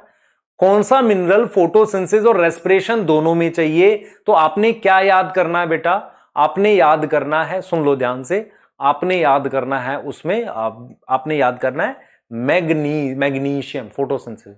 और मैग्नीज कब याद करना है, जब तीन चीजें बोले, फोटोसिंथेसिस, रेस्पिरेशन और क्या चीज, नाइट्रोजन मेटाबॉलिज्म, ठीक है। ये मैग्नीशियम के लिए बताया। तो क्लोरोफिल का पार्ट है, असेंबली ऑफ राइबोसोम सब यूनिट कराता है, बहुत सारे एंजाइम्स का क्या है, एक्टिवेटर है। क्लियर है? ये इसके मेजर रोल है जो आपको याद रहने चाहिए बेटा। इससे कम याद रहेगा तो गड़बड़ है ना, इतना तो मिनिमम याद रहना चाहिए, ठीक है। और हम क्या कर सकते हैं, आरएनए डीएनए की सिंथेसिस भी कर सकते हैं। मतलब हमने आपको बताया था कि कौन सा एंजाइम ट्रांसक्रिप्शन और डीएनए रेप्लिकेशन कंट्रोल करता है, मैग्नीशियम। तो देख लो, it absorb as a Mg+2 ion, ठीक है। It activate the enzyme for respiration and photosynthesis, मैंने एंजाइम के नाम बता दिए। And synthesis of RNA, RNA की और डीएनए की सिंथेसिस को क्या बोलोगे, डीएनए रेप्लिकेशन और ट्रांसक्रिप्शन। किसका, रिंग का पार्ट होता है, अभी हमने स्ट्रक्चर ड्रॉ किया था क्लोरोफिल का। और राइबोसोम के स्ट्रक्चर को मेंटेन करता है। मतलब राइबोसोम की दो सब यूनिट तभी जुड़ती हैं जब मैग्नीशियम प्रेजेंट होता है। तो राइबोसोम की दो सब यूनिट को जोड़ने के लिए, इनको जोड़ने के लिए, दिस इज मान लो 30S, ये बड़ी सब यूनिट है, दिस इज 50S, ये ऐसे अलग अलग रहते हैं। तो इनको जोड़ तभी सकते हैं जब मेरे पास क्या प्रेजेंट हो, मैग्नीशियम प्रेजेंट हो। आप समझ रहे हैं? तो स्ट्रक्चर मेंटेन करने की बात लिखी हुई है। तो हमारे पास बेटा क्या हो गया यहां पर, आप देख सकते हो। हमने अब किसकी बात करनी है, देखो, चोन PSK C का Mg। तो हमने क्या क्लियर कर लिया, ये मैग्नीशियम के लिए हो गया, आप देख लो। तो यहां पर मैं डीएनए और आरएनए सिंथेसिस ऐड कर देता हूं, हमने अभी पीछे बताया भी था आपको ये। और इसके साथ हमने इसमें राइबोसोम की स्ट्रक्चर की बात कर ली। मैग्नीशियम बेटा क्वेश्चन इस साल मैं रिपीट करूंगा आपको कि इस साल नीट में ये आया था क्वेश्चन कि एल्कलाइन अर्थ मेटल जो रेस्पिरेशन और फोटोसिंथेसिस कंट्रोल करता है, केमिस्ट्री में आ गया था। मैग्नीशियम के बाद अब माइक्रो न्यूट्रिएंट में आ जाते हैं। तो माइक्रो न्यूट्रिएंट में मेरे पास आयरन आ गया। अब यहां से नीट 2018 या 19 का क्वेश्चन है कि अब इसको मैं कराऊं अलग से, मैं आपको बता रहा हूं क्या क्या आया था क्वेश्चन। क्वेश्चन ये आया था कि आयरन किस फॉर्म में एब्जॉर्ब होता है, सुनना ध्यान से। आयरन एनसीईआरटी ने क्लियर किया है फेरिक की फॉर्म में, फेरिक की फॉर्म में एब्जॉर्ब होता है। फेरिक क्या होता है, Fe+3 की फॉर्म में एब्जॉर्ब होता है, ध्यान रखना, ठीक है, क्लियर। Fe+3 की फॉर्म में एब्जॉर्ब होता है। रीजन ये है कि ये वाली जो फॉर्म है, ये वाली जो फॉर्म है, ये साइटोक्रोम में होती है और यही फॉर्म मेरे पास कहां होती है, हीम में होती है। तो जरा मैं कुछ चीजें बताऊंगा, यहां बहुत ध्यान से सुनना, आपने बहुत ध्यान से सुनना। आयरन क्या करता है, सबसे पहले दो मिनरल क्लोरोफिल को बनाने को लेके, एक उसका पार्ट है, एक उसकी सिंथेसिस कंट्रोल करता है। तो ये पहले तो आप याद करो, मोस्ट अबंडेंट माइक्रो है, सबसे ज्यादा ये मिलता है माइक्रो, सबसे ज्यादा अमाउंट में मिलने वाला क्या है बेटा, ये माइक्रो है ना, सबसे ज्यादा अमाउंट में माइक्रो मिलता है ये। दूसरा क्या है, ये क्लोरोफिल की सिंथेसिस कंट्रोल करता है, क्लोरोफिल की सिंथेसिस ये भी कंट्रोल करता है, क्लोरोफिल की सिंथेसिस में इन्वॉल्व है, लाइक Mg। तीसरा क्या है बेटा, आयरन का मेन काम क्या होता है, ये कहां कहां प्रेजेंट होता है, देखो मैं कुछ मॉलिक्यूल्स के नाम लिख रहा हूं। एक मैं लिख रहा हूं हीम। हीम क्या होता है समझना ध्यान से, हीम मैंने कैसे बनाऊंगा, हीम ये होता है, मैग्नीशियम की जगह आयरन आ जाता है, 4 नाइट्रोजन आ जाती हैं ऐसे, सही है, इसमें इस तरीके से। तो हीम हैव आयरन, और किस फॉर्म में होता है, फेरिक की फॉर्म में। किसकी फॉर्म में होता है, फेरिक, Fe+3, और रिवर्सिबली ऑक्सीडाइज रिड्यूस होता है। रिवर्सिबली क्या होगा, पहले तो रिवर्सिबली रिड्यूस होगा, रिड्यूस टू Fe+2। तो ये जो फॉर्म है आपने पढ़ा भी है बेटा, डी ब्लॉक की वेरिएबल ऑक्सीडेशन स्टेट होती है, तो आयरन डी ब्लॉक का एलिमेंट है, तो +2+3 में एक्सचेंज होता रहता है। और ये कहां होता है, इलेक्ट्रॉन ट्रांसपोर्ट चेन में। बेटा देखो, रोल आपको आसानी से तब याद होते हैं जब आपने पूरी प्लांट फिजियोलॉजी पढ़ ली होती है, अभी तो आपको समझ के याद करना पड़ेगा। इलेक्ट्रॉन ट्रांसपोर्ट चेन में क्या होते हैं, कुछ इलेक्ट्रॉन के कैरियर होते हैं जो इलेक्ट्रॉन लेके चीजों को आगे पास कर देते हैं। तो मेरे पास आयरन उसी में इस्तेमाल होता है। तो आयरन जो होता है बेटा, देखो ध्यान से, आयरन क्या होता है मेरे पास, कहां कहां होता है सुन लो। आयरन प्रेजेंट होता है हीम में, प्रेजेंट इन हीम, ठीक है, क्लियर। उसके अलावा एक और मॉलिक्यूल होता है, उसे साइटोक्रोम कहते हैं। साइटोक्रोम जो है पार्ट ऑफ ईटीएस है, इलेक्ट्रॉन ट्रांसपोर्ट सिस्टम है, किसमें, माइटोकॉन्ड्रिया और क्लोरोप्लास्ट में। माइटोकॉन्ड्रिया और क्लोरोप्लास्ट में एक इलेक्ट्रॉन कैरियर होता है बेटा, इलेक्ट्रॉन कैरियर होता है, उसका नाम क्या होता है, साइटोक्रोम। तो क्लोरोप्लास्ट और माइटोकॉन्ड्रिया में साइटोक्रोम होते हैं। इन साइटोक्रोम में भी हीम होता है, इनके अंदर भी क्या होता है, ऑल्सो हैव हीम, हीम होता है। उसके अलावा एक और इलेक्ट्रॉन कैरियर होते हैं जिन्हें फेरोडेक्सिन कहते हैं, जो हमने भी कहा था जिसमें सल्फर होता है, फेरोडेक्सिन भी होते हैं। तो ये चीजें आपको याद रखनी। देखो हीम एक मॉलिक्यूल है ऐसा, ये साइटोक्रोम में भी होता है, ये बात याद रखनी है। Cytochrome also contain heme. Heme जो है कुछ एंजाइम्स के साथ भी होता है, जिनका नाम हम लोग लिख सकते हैं कैटलेज वगैरह। तो आपको यह समझ में आना चाहिए, एनसीईआरटी ने लिखा भी है कि iron is activator of, iron is activator of enzyme, उनके मैं नाम लिख रहा हूं, कैटलेज और नाइट्रोजिनेज लिख लो। क्लियर है बेटा, नाइट्रोजिनेज लिख लो। तो ये मैंने क्लियर कर दिया यहां पर कि मोस्ट अबंडेंट अमीनो एसिड जो ये माइक्रो में है मेरे पास, ये क्लोरोफिल में होता है, मतलब क्लोरोफिल में की को बनवाता है हीम। ये ऐसा मॉलिक्यूल हीम होता है बेटा, बीच में यहां कार्बन होगा, उससे जुड़ा हुआ होता है, ऐसे हीम बनता है ये, दिस इज हीम। हीम जो होगा कहां कहां होता है, हीमोग्लोबिन में होता है। उसके अलावा हीम प्लांट में कहां होता है, साइटोक्रोम में हो सकता है। याद रखना, क्वेश्चन आ सकता है कि plant pigment which carry heme, आप याद रखो साइटोक्रोम। फेरोडेक्सिन में हीम नहीं होता, पर आयरन +3 की फॉर्म में होता है, जो +2 में कन्वर्ट हो सकता है। जैसे मान लो व्हाट इज इलेक्ट्रॉन कैरियर, मान लो ये +3 है, ठीक है, +3 है, इसको आपने क्या किया, इलेक्ट्रॉन दिया, तो इलेक्ट्रॉन लेके ये +2 हो गया। जब इसने आगे इलेक्ट्रॉन छोड़ा फिर +3 हो गया। तो रिवर्सिबली ऑक्सीडाइज और रिड्यूस होना, आ रहा है समझ। तो ये आपको आयरन के लिए याद करना है, ठीक है, आयरन के लिए याद करना है। तो चलिए फटाफट से देखते हैं बेटा आयरन के लिए हमने क्या क्या पढ़ा है, ठीक है, क्लियर। ध्यान से देखो बेटा, ध्यान से देखो, आ जाओ जरा, क्या क्या है हमारे पास। आयरन किस फॉर्म में, फेरिक। बेटा 2018 या 19 का क्वेश्चन था, ऑप्शन था फेरिक, फेरस, बोथ 1 और 2, और बच्चों ने बोथ 1 और 2 भी मार्क करा, कुछ बुक्स में भी था, पर की एनसीईआरटी के हिसाब से बनती है। कंट्रोवर्सी थी इस क्वेश्चन में, आंसर फेरिक ही आया, मतलब उसके नीट के हिसाब से। तो इसलिए बोल रहा हूं कि आपको एनसीईआरटी फॉलो करनी पड़ेगी। It is require in larger amount in comparison to other micronutrient, ठीक है, सबसे ज्यादा में। अच्छा, it is constituent of protein involve in transfer of electron. देख रहे हैं आप, ये फेरोडेक्सिन क्या है, एक प्रोटीन के साथ जुड़ा हुआ आयरन और सल्फर है तो उनके साथ होगा। दूसरा एंड साइटोक्रोम, है ना, साइटोक्रोम भी बेटा, साइटोक्रोम में हीम होता है और साथ में कुछ प्रोटीन होती है, दोनों को मिला के साइटोक्रोम कहते हैं। हीम के साथ ग्लोबिन मिलाता हूं तो हीमोग्लोबिन बनता है, तो साइटोक्रोम में हीम होता है। It is reversibly oxidise Fe+2 से Fe+3 ड्यूरिंग इलेक्ट्रॉन ट्रांसपोर्ट। ये कैटलेज का एक्टिवेटर है और क्लोरोफिल बनाने में मदद करता है। मैंने इसके अलावा आपको नाइट्रोजिनेज के लिए भी इसको लिखवाया है, ठीक है। उसके अलावा मैंने क्या लिखवाया, नाइट्रोजिनेज के लिए भी इसको लिखवाया है, ठीक है। यहां आ जाओ। अब हमने क्या पढ़ा, फीकू, कॉपर आ जाते हैं, ठीक है। कॉपर के लिए बात करते हैं, फीकू आता ना कॉपर, चोन PSK, सी का मतलब कैल्शियम Mg, फीकू आयरन कॉपर। तो मैं क्या कर रहा हूं बेटा, कॉपर के लिए पढ़ लेता हूं, ये नंबर आप देख लेना, कॉपर लिख रहा हूं यहां पे। अब कॉपर जैसे कि आयरन कैसी फॉर्म में एब्जॉर्ब होता है, हाइयर फॉर्म में, फेरिक। कॉपर भी क्यूप्रिक, और क्यूप्रिक आपको पता है किस कैसे लिखते हैं, Cu+2 क्यूप्रिक होता है।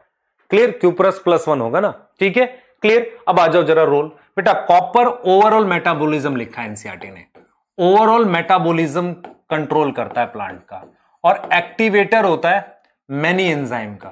मैं कुछ चीजें बता रहा हूं जो एनसीईआरटी में नहीं है, जो आपको ध्यान रखनी है, ध्यान रखना बेटा। मैनी एंजाइम आपके पास, जब आप माइटोकॉन्ड्रिया में आपको ईटीएस पढ़ाया जाएगा। अब कुछ बच्चों को ये लग रहा होगा कि यार सर रोल पढ़ा रहे हैं सिर्फ, क्या हम तो डायरेक्ट याद कर लेंगे, इतना टाइम क्यों लगा रहे हैं। बेटा आपको चीजें आपके कुछ दिमाग में बैठ जाएंगी तो याद करना आसान हो जाएगा। दूसरा, मैं इसमें चुटकुले नहीं सुना सकता हूं, मैं साफ सीधे बोल रहा हूं। ड्रॉपर के बैच में हम लोग बहुत ज्यादा आपको मोटिवेट कर सकते हैं, वी कैन ओनली मोटिवेट, है ना। बहुत लंबी बातें नहीं कर सकते, क्योंकि आपका समय और मेरा समय दोनों कीमती है। अगर आपका समय इसलिए कीमती है क्योंकि आपके पास मात्र 1 साल से भी कम समय है, या 1 साल मान लो अगले एग्जाम के लिए। दूसरा, मेरा समय इसलिए भी कीमती है बेटा, मैं उस टाइम को किसी प्रोडक्टिव वर्ड में, प्रोडक्टिव वर्क लाइक 2 क्वेश्चन बना लूंगा आपके लिए एक्स्ट्रा, ठीक है। तो इसलिए आपको क्या करना है, इसको ध्यान से पढ़ के याद करना है, ठीक है, क्लियर। अब देखो ईटीएस ऑफ माइटोकॉन्ड्रिया, उसमें कॉम्प्लेक्स 4 होता है, उसके अंदर कॉपर होता है। कॉम्प्लेक्स 4 के अंदर क्या होता है बेटा, कॉपर होता है। इसके अलावा मेरे पास जितने भी पिगमेंट होंगे जिनमें साइनिन वर्ड होगा, जिस भी पिगमेंट में, जैसे कि प्लास्टोसाइनिन, प्लास्टोसाइनिन में कॉपर होता है। तो कॉपर बेटा ब्लू कलर देता है, तो आपको याद रखना है कि कॉपर जो है, प्लास्टोसाइनिन वर्ड लिखा मैंने, उसमें कॉपर होगा। तो ओवरऑल मेटाबॉलिज्म के लिए होता है कॉपर। कॉपर के बाद फीकू, देखो फीकू, कॉपर, नीमो, निकल का रोल नहीं दे रखा एनसीईआरटी ने, निकल का रोल नहीं दे रखा, पर मैं सिर्फ क्या कर रहा हूं, निकल +2 में एब्जॉर्ब होगा। मैं बता देता हूं आपको एक रोल, आपको याद करना है, ये यूरिएज का एक्टिवेटर है। ये किसका एक्टिवेटर है, यूरिएज का। निकल का रोल नहीं दे रखा बेटा एनसीईआरटी ने कोई, है ना। निकल पर याद करना, एक एक्टिवेटर है किसका, यूरिएज का। तो फीकू, नीमो आ जाते हैं मॉलिबिडिनम में, है ना। हमारे पास क्या आ जाते हैं बेटा, मॉलिबिडिनम में। तो पहले एक बार एनसीईआरटी देख लेते हैं, फिर मॉलिबिडिनम में आते हैं। फीकू, नीमो, निकल, मॉलिबिडिनम, ठीक है। आयरन के बाद हमने बात करी है कॉपर की, ठीक है। रुक जाओ 1 मिनट, कॉपर कहां गया, 1 सेकेंड बेटा बस। मैग्नीज, जिंक, बोरोन, क्लोराइड, ये रहा कॉपर। देखो जिंक के साथ है, देखो क्यूप्रिक, क्यूप्रिक आ गया। ओवरऑल मेटाबॉलिज्म लिखा हुआ है, ठीक है। ये ईटीएस के एंजाइम के साथ जुड़ा रहता है, जहां पे +1 से +2, मैंने कहा था ना Q++1 है, ये रिवर्सिबली ऑक्सीडाइज। तो फीकू, नीमो, है ना, निकल हमने पढ़ना नहीं है, ठीक है। हमने आयरन पढ़ ही लिया, फीकू, नीमो, मॉलिबिडिनम हम देख रहे हैं, ठीक है। ध्यान से देखो बेटा, मॉलिबिडिनम हम देख रहे हैं, ठीक है। आप देखना ध्यान से हम इसमें क्या बता रहे हैं। अब आ जाओ मॉलिबिडिनम, हमारे पास मान लो 11 है या 12 है शायद, देख लेना आप। ये मॉलिबिडिनम है, जो मॉलिबिडिनम है इसका याद करना, इसमें देखो हम सल्फेट लिखते हैं तो ऐसा फील आता है नेगेटिव चार्ज है, यहां ये MoO2+ है बेटा, मॉलिबिडेट आयन लिखा हुआ एनसीईआरटी ने, मॉलिबिडेट पॉजिटिव चार्ज आयन है, मॉलिबिडेट आयन, ठीक है। MO जो होता है बेटा, एक्टिवेटर होता है नाइट्रोजिनेज का, ठीक है, किसका एक्टिवेटर है? Activator of nitrogenase. कौन से एंजाइम का एक्टिवेटर है? नाइट्रोजिनेज का एक्टिवेटर है। इसके अलावा अनदर एंजाइम जो नाइट्रोजिनेज क्या होता है बेटा? नाइट्रोजन फिक्सेशन करता है, याद रखो इस बात को, नाइट्रोजन फिक्सेशन का एंजाइम है ये, तो जो नाइट्रोजन फिक्स करता है। अनदर एंजाइम जिसका ये एक्टिवेटर है वो बेटा मेरे पास है नाइट्रेट रिडक्टेज। क्या नाम है? नाइट्रेट रिडक्टेज का ये एक्टिवेटर है। आप समझे ध्यान से। तो ये हो गया मेरे पास मोलिबिडिनम। तो फीकुनीमो मोलिबिडिनम, ठीक है। अब आ जाते हैं बोरोन, है ना। फीकुनीमो पीकल, बोरोन कार्बन, ठीक है, सॉरी कार्बन नहीं, बोरोन, है ना, ठीक है। कहां गया? मोलिबिडिनम, ठीक है। मोलिबिडिनम देखो क्या है बेटा, ये देखो ध्यान से, किस फॉर्म में? MO2 2+, ठीक है। कई एंजाइम का एक्टिवेटर होता है, मेनली नाइट्रोजन मेटाबॉलिज्म से रिलेट करना है। अब देखो मैं बोरोन के लिए बता रहा हूं, बोरोन के सबसे ज्यादा रोल दे रखे हैं, जो कुछ इंपॉर्टेंट रोल है। एक, ट्रांसलोकेशन, मेम्ब्रेन फंक्शनिंग, कैल्शियम को एब्जॉर्प्शन कंट्रोल करता है, pollen tube germination, cell differentiation, cell elongation, cell differentiation, ये चीजें कंट्रोल करता है। मतलब कार्बोहाइड्रेट को ट्रांसलोकेट करने में मदद करता है। और क्या करेगा? और एब्जॉर्ब होने की जो फॉर्म है वो देख लेंगे हम लोग, ठीक है। जो एब्जॉर्ब होने की फॉर्म है हमारे पास, वो चीज देख रहे हैं बेटा हम लोग। देखो हम लोग अगर बोरोन के लिए बात कर रहे हैं, देखो मैं लिख देता हूं फटाफट से, क्योंकि अगर सारा लिख ही रहे हैं तो इसको भी लिख देते हैं। देखो बोरोन है बेटा हमारे पास, बोरोन जो है उसको कैसे करते हैं ये यहां भूल जाओगे। BO3 2- B4O7, ये 3- है, यहां 2- होगा, अब ये चेक कर लेना, क्लियर। हाँ ये वाली चीज शायद भूल सकते हो आप, ठीक है। अच्छा, बोरोन के क्या क्या रोल हैं ये बहुत इंपॉर्टेंट है। पहला, कैल्शियम के एब्जॉर्प्शन को कंट्रोल करता है, ये पूछ सकता है। दूसरा, पोलन जर्मिनेशन, पोलन ट्यूब की जर्मिनेशन कराता है, ये आ सकता है। कार्बोहाइड्रेट, मैं आपसे एक चीज बताता हूं, कौन सा हार्मोन न्यूट्रिएंट मोबिलाइज करता है? वो है मेरे पास साइटोकाइनिन। कौन सा मिनरल कार्बोहाइड्रेट ट्रांसलोकेट करता है? वो बोरोन है। तो पोलन ट्यूब जर्मिनेशन, ठीक है, कैल्शियम का एब्जॉर्प्शन कंट्रोल करता है, पोलन ट्यूब जर्मिनेट करता है। इसके अलावा बेटा हम लोग लिखेंगे न्यूट्रिएंट मोबिलाइजेशन लिख देते हैं, या कार्बोहाइड्रेट ट्रांसलोकेशन, कार्बोहाइड्रेट ट्रांसलोकेशन। आपको मैंने कहा था कि कैल्शियम जो है, याद रखना, कैल्शियम को लेके मैंने कुछ बात बोली थी। मैंने कहा था कि कैल्शियम का एब्जॉर्प्शन कंट्रोल करता है। ये क्या करता है? कैल्शियम का एब्जॉर्प्शन कंट्रोल करता है। तो मैंने यहां पर बिल्कुल आपको क्लियर किया कि ये मेम्ब्रेन फंक्शनिंग, क्योंकि कैल्शियम मेम्ब्रेन फंक्शनिंग करता था, मेम्ब्रेन की फंक्शनिंग कंट्रोल करेगा। इसके अलावा बोरोन की वजह से सेल का इलोंगेशन, लंबाई बढ़ना, एंड सेल की डिफरेंशिएशन कंट्रोल करता है, ठीक है। ये चीज समझ आ रही है बेटा? ये क्लियर है? तो ये बोरोन के लिए आपको इतना याद करना है, और ये बोरोन के मेन रोल दिमाग में बिठाना बेटा। ये आप क्या करोगे, इसकी मैं वर्कशीट टाइप से, कॉन्सेप्ट वर्कशीट टाइप की चीजें दूंगा, जिससे आपको आसानी से हो जाएगा याद, ठीक है, क्लियर। वो चीज कर सकते हैं आपको मदद वहां कर सकते हैं, पर आपको BO3 3- B4O7 2-, ठीक था ये। अपटेक कैल्शियम के लिए, मेम्ब्रेन की functioning, pollen germination, cell elongation, cell differentiation, और कार्बोहाइड्रेट ट्रांसलोकेशन। तो फीकुनीमो बीकल। अच्छा, Cl और Mn देख लो, 3 बज गए। जिंक, Cl और Mn, तीनों बता रहा हूं, ध्यान से देखना, तीनों बता रहा हूं बेटा। देखो एक सेकेंड, देखो ये आ जाओ, ठीक है, एक एक करके बेटा, क्योंकि 2 बार रिपीट हो रहा है ना, याद हो सकता है आपको ऐसे।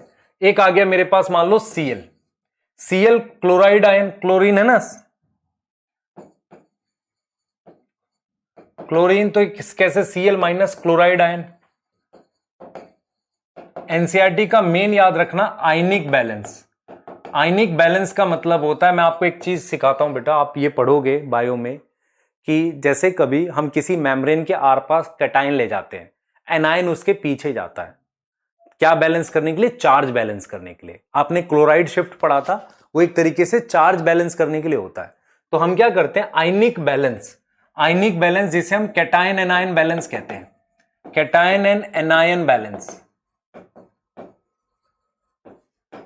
ठीक है, कैटायन एनायन बैलेंस की बात कर ली हमने। उसके बाद हम बात करेंगे बेटा, मेन रोल है फोटोलिसिस, पानी का तोड़ना। फोटोलिसिस कब होता है? फोटोसिंथेसिस में, फोटोलिसिस ऑफ वाटर, ये करेगा बेटा ये। ठीक है, ये क्लोराइड के लिए बता दिया। फिर मेरे पास Mn रह गया, Mn मैग्नेस आयन, Mn+2। एनसीईआरटी कहती है मैग्नेस आयन, मैग्नेस आयन, ध्यान रखना ये चीज, ये पूछेगा ऐसे, मैग्नेस, मॉलिब्डेट, बोरोन, ये वाले बोलोगे आप। ठीक है, तो इसको क्या करते हैं बेटा, देखो ये नाइट्रोजन मेटाबॉलिज्म, इसके साथ रेस्पिरेशन और फोटोसिंथेसिस, इनके एंजाइम्स को कंट्रोल करता है ना। और अगर सिर्फ रेस्पिरेशन और फोटोसिंथेसिस लिखा हो तो Mg, याद रह जाएगी बात ये। दूसरी बात आपको क्या याद रखनी है, जो Mn के लिए याद रखनी है, वो ये याद रखनी है बेटा कि Mn मेरे पास फोटोलिसिस के लिए काम करता है, पानी को तोड़ने में, फोटोलिसिस ऑफ वाटर, इसको तोड़ने में काम करता है। तो मेरे पास क्या आपको समझना है कि क्लोरीन, Mn, मैंगनीज की बात कर रहे हैं, मैंगनीज। ठीक है, उसके बाद हम लोग बात कर सकते हैं, ये नंबर ठीक नहीं है, आप देख लेना ये नंबर खुद से। उसके बाद हम बात कर सकते हैं मैंगनीज के बाद हम बात कर सकते हैं जिंक की। जिंक Zn+2 की फॉर्म में एब्जॉर्ब होता है। सबसे इंपॉर्टेंट बेटा जिंक का रोल है, एक्टिवेटर है कुछ एंजाइम्स के, मैं जिनके नाम लिख रहा हूं आपको पता है। एक्टिवेटर ऑफ, एक तो अल्कोहल डिहाइड्रोजिनेस, ये इथेनॉल बनाता है। ये एंजाइम क्या करता है बेटा, इथेनॉल फॉर्म करता है। क्या करता है? इथेनॉल फॉर्म करता है। ठीक है, क्लियर, सही है, इथेनॉल फॉर्म करता है। दूसरा क्या करेगा बेटा, दूसरा क्या करता है, ये अगर एनिमल्स में आ जाए, ये तो प्लांट में है, एक एंजाइम कार्बोनिक एनहाइड्रेस, उसका एक्टिवेटर है ये। इसके अलावा कार्बोक्सी पेप्टाइडेज, आपने उसमें पढ़ा था डाइजेशन में, उसका एक्टिवेटर, ये 3 एंजाइम का एक्टिवेटर होता है जिंक। जिंक बेटा ऑक्सीजन की बायोसिंथेसिस के लिए जरूरी है। एक्चुअल में क्या करता है, ऑक्सीजन बनाने के लिए ट्रिप्टोफान अमीनो एसिड चाहिए, उसको बनवाता है ये। तो ऑक्सीजन की बायोसिंथेसिस के लिए मेरे पास बनाने के लिए क्या चाहिए बेटा, जिंक रिक्वायर है। तो ये आपको रोल पढ़ने हैं जिंक के। पहला तो ये एक्टिवेटर है, कुछ 3 जरूरी एंजाइम, कार्बोनिक एनहाइड्रेज आपने नाम पढ़ा है रेस्पिरेशन में, कार्बोक्सी पेप्टाइडेज, जिंक चाहिए, और ये अल्कोहल डिहाइड्रोजिनेस फर्मेंटेशन, ये तो बैक्टीरिया में। तो बेसिकली हम लोग इस चीज को देख सकते हैं, ये हमने रोल बता दिया आपको। रोल में हमारे पास जो एनसीईआरटी बची है आप देख लो, किसको डिस्कस कर सकते हैं हम, ये है हमारे पास जिंक हो गया, जिंक आपके सामने अभी जस्ट किया हमने। Zn+2 एंजाइम कार्बोक्सिलेज लिखा है यहां पर, है ना, क्लियर, कार्बोक्सिलेज लिखा है। इट ऑल्सो नीडेड, आपको कार्बोनिक एनहाइड्रेज याद करना है, कार्बोक्सी पेप्टाइडेज आप देख रहे हो, कहीं ना कहीं कार्बोक्सी वर्ड से रिलेट हो रहे हैं हमारे पास। ठीक है, अल्कोहल डिहाइड्रोजिनेज जो है वो एंजाइम क्या करता है, रिडक्शन करता है एसिटल्डिहाइड की इथेनॉल में, वो है। It also needed in synthesis of oxygen. उसके बाद हमने मैग्नीज की बात की थी, मैग्नीज मैग्नेस आयन है ना, मैग्नेस आयन, ध्यान से रखना इसे, फोटोसिंथेसिस, रेस्पिरेशन और नाइट्रोजन मेटाबॉलिज्म। ठीक है, सबसे जरूरी काम है पानी को तोड़ना, जिसे हम फोटोलिसिस कहते हैं। सेम चीज Cl कर रहा होगा, सेम चीज क्या करता है Cl, देखो it is absorb in form of Cl-। ये सोडियम पोटेशियम के साथ, देखो ये पॉजिटिव चार्ज के हैं, नेगेटिव चार्ज की चीज जो इन्हें बैलेंस करती है वो Cl होती है। It help to determine the cation anion balance. दूसरा, ये सबसे जरूरी काम पानी तोड़ता है। तो फोटोलिसिस के लिए कौन रिस्पॉन्सिबल है भाई, देखो फोटोलिसिस के लिए रिस्पॉन्सिबल है मेरे पास Mn+2 और Cl-। ठीक है, याद रखेंगे। दूसरी चीज, जिंक क्या करता है, ऑक्सीजन की बायोसिंथेसिस। राइबोसोम की यूनिट को कौन जोड़ता है, मैग्नीशियम जोड़ता है। आ रहा समझ? मेम्ब्रेन फंक्शनिंग के लिए बोरोन और कैल्शियम।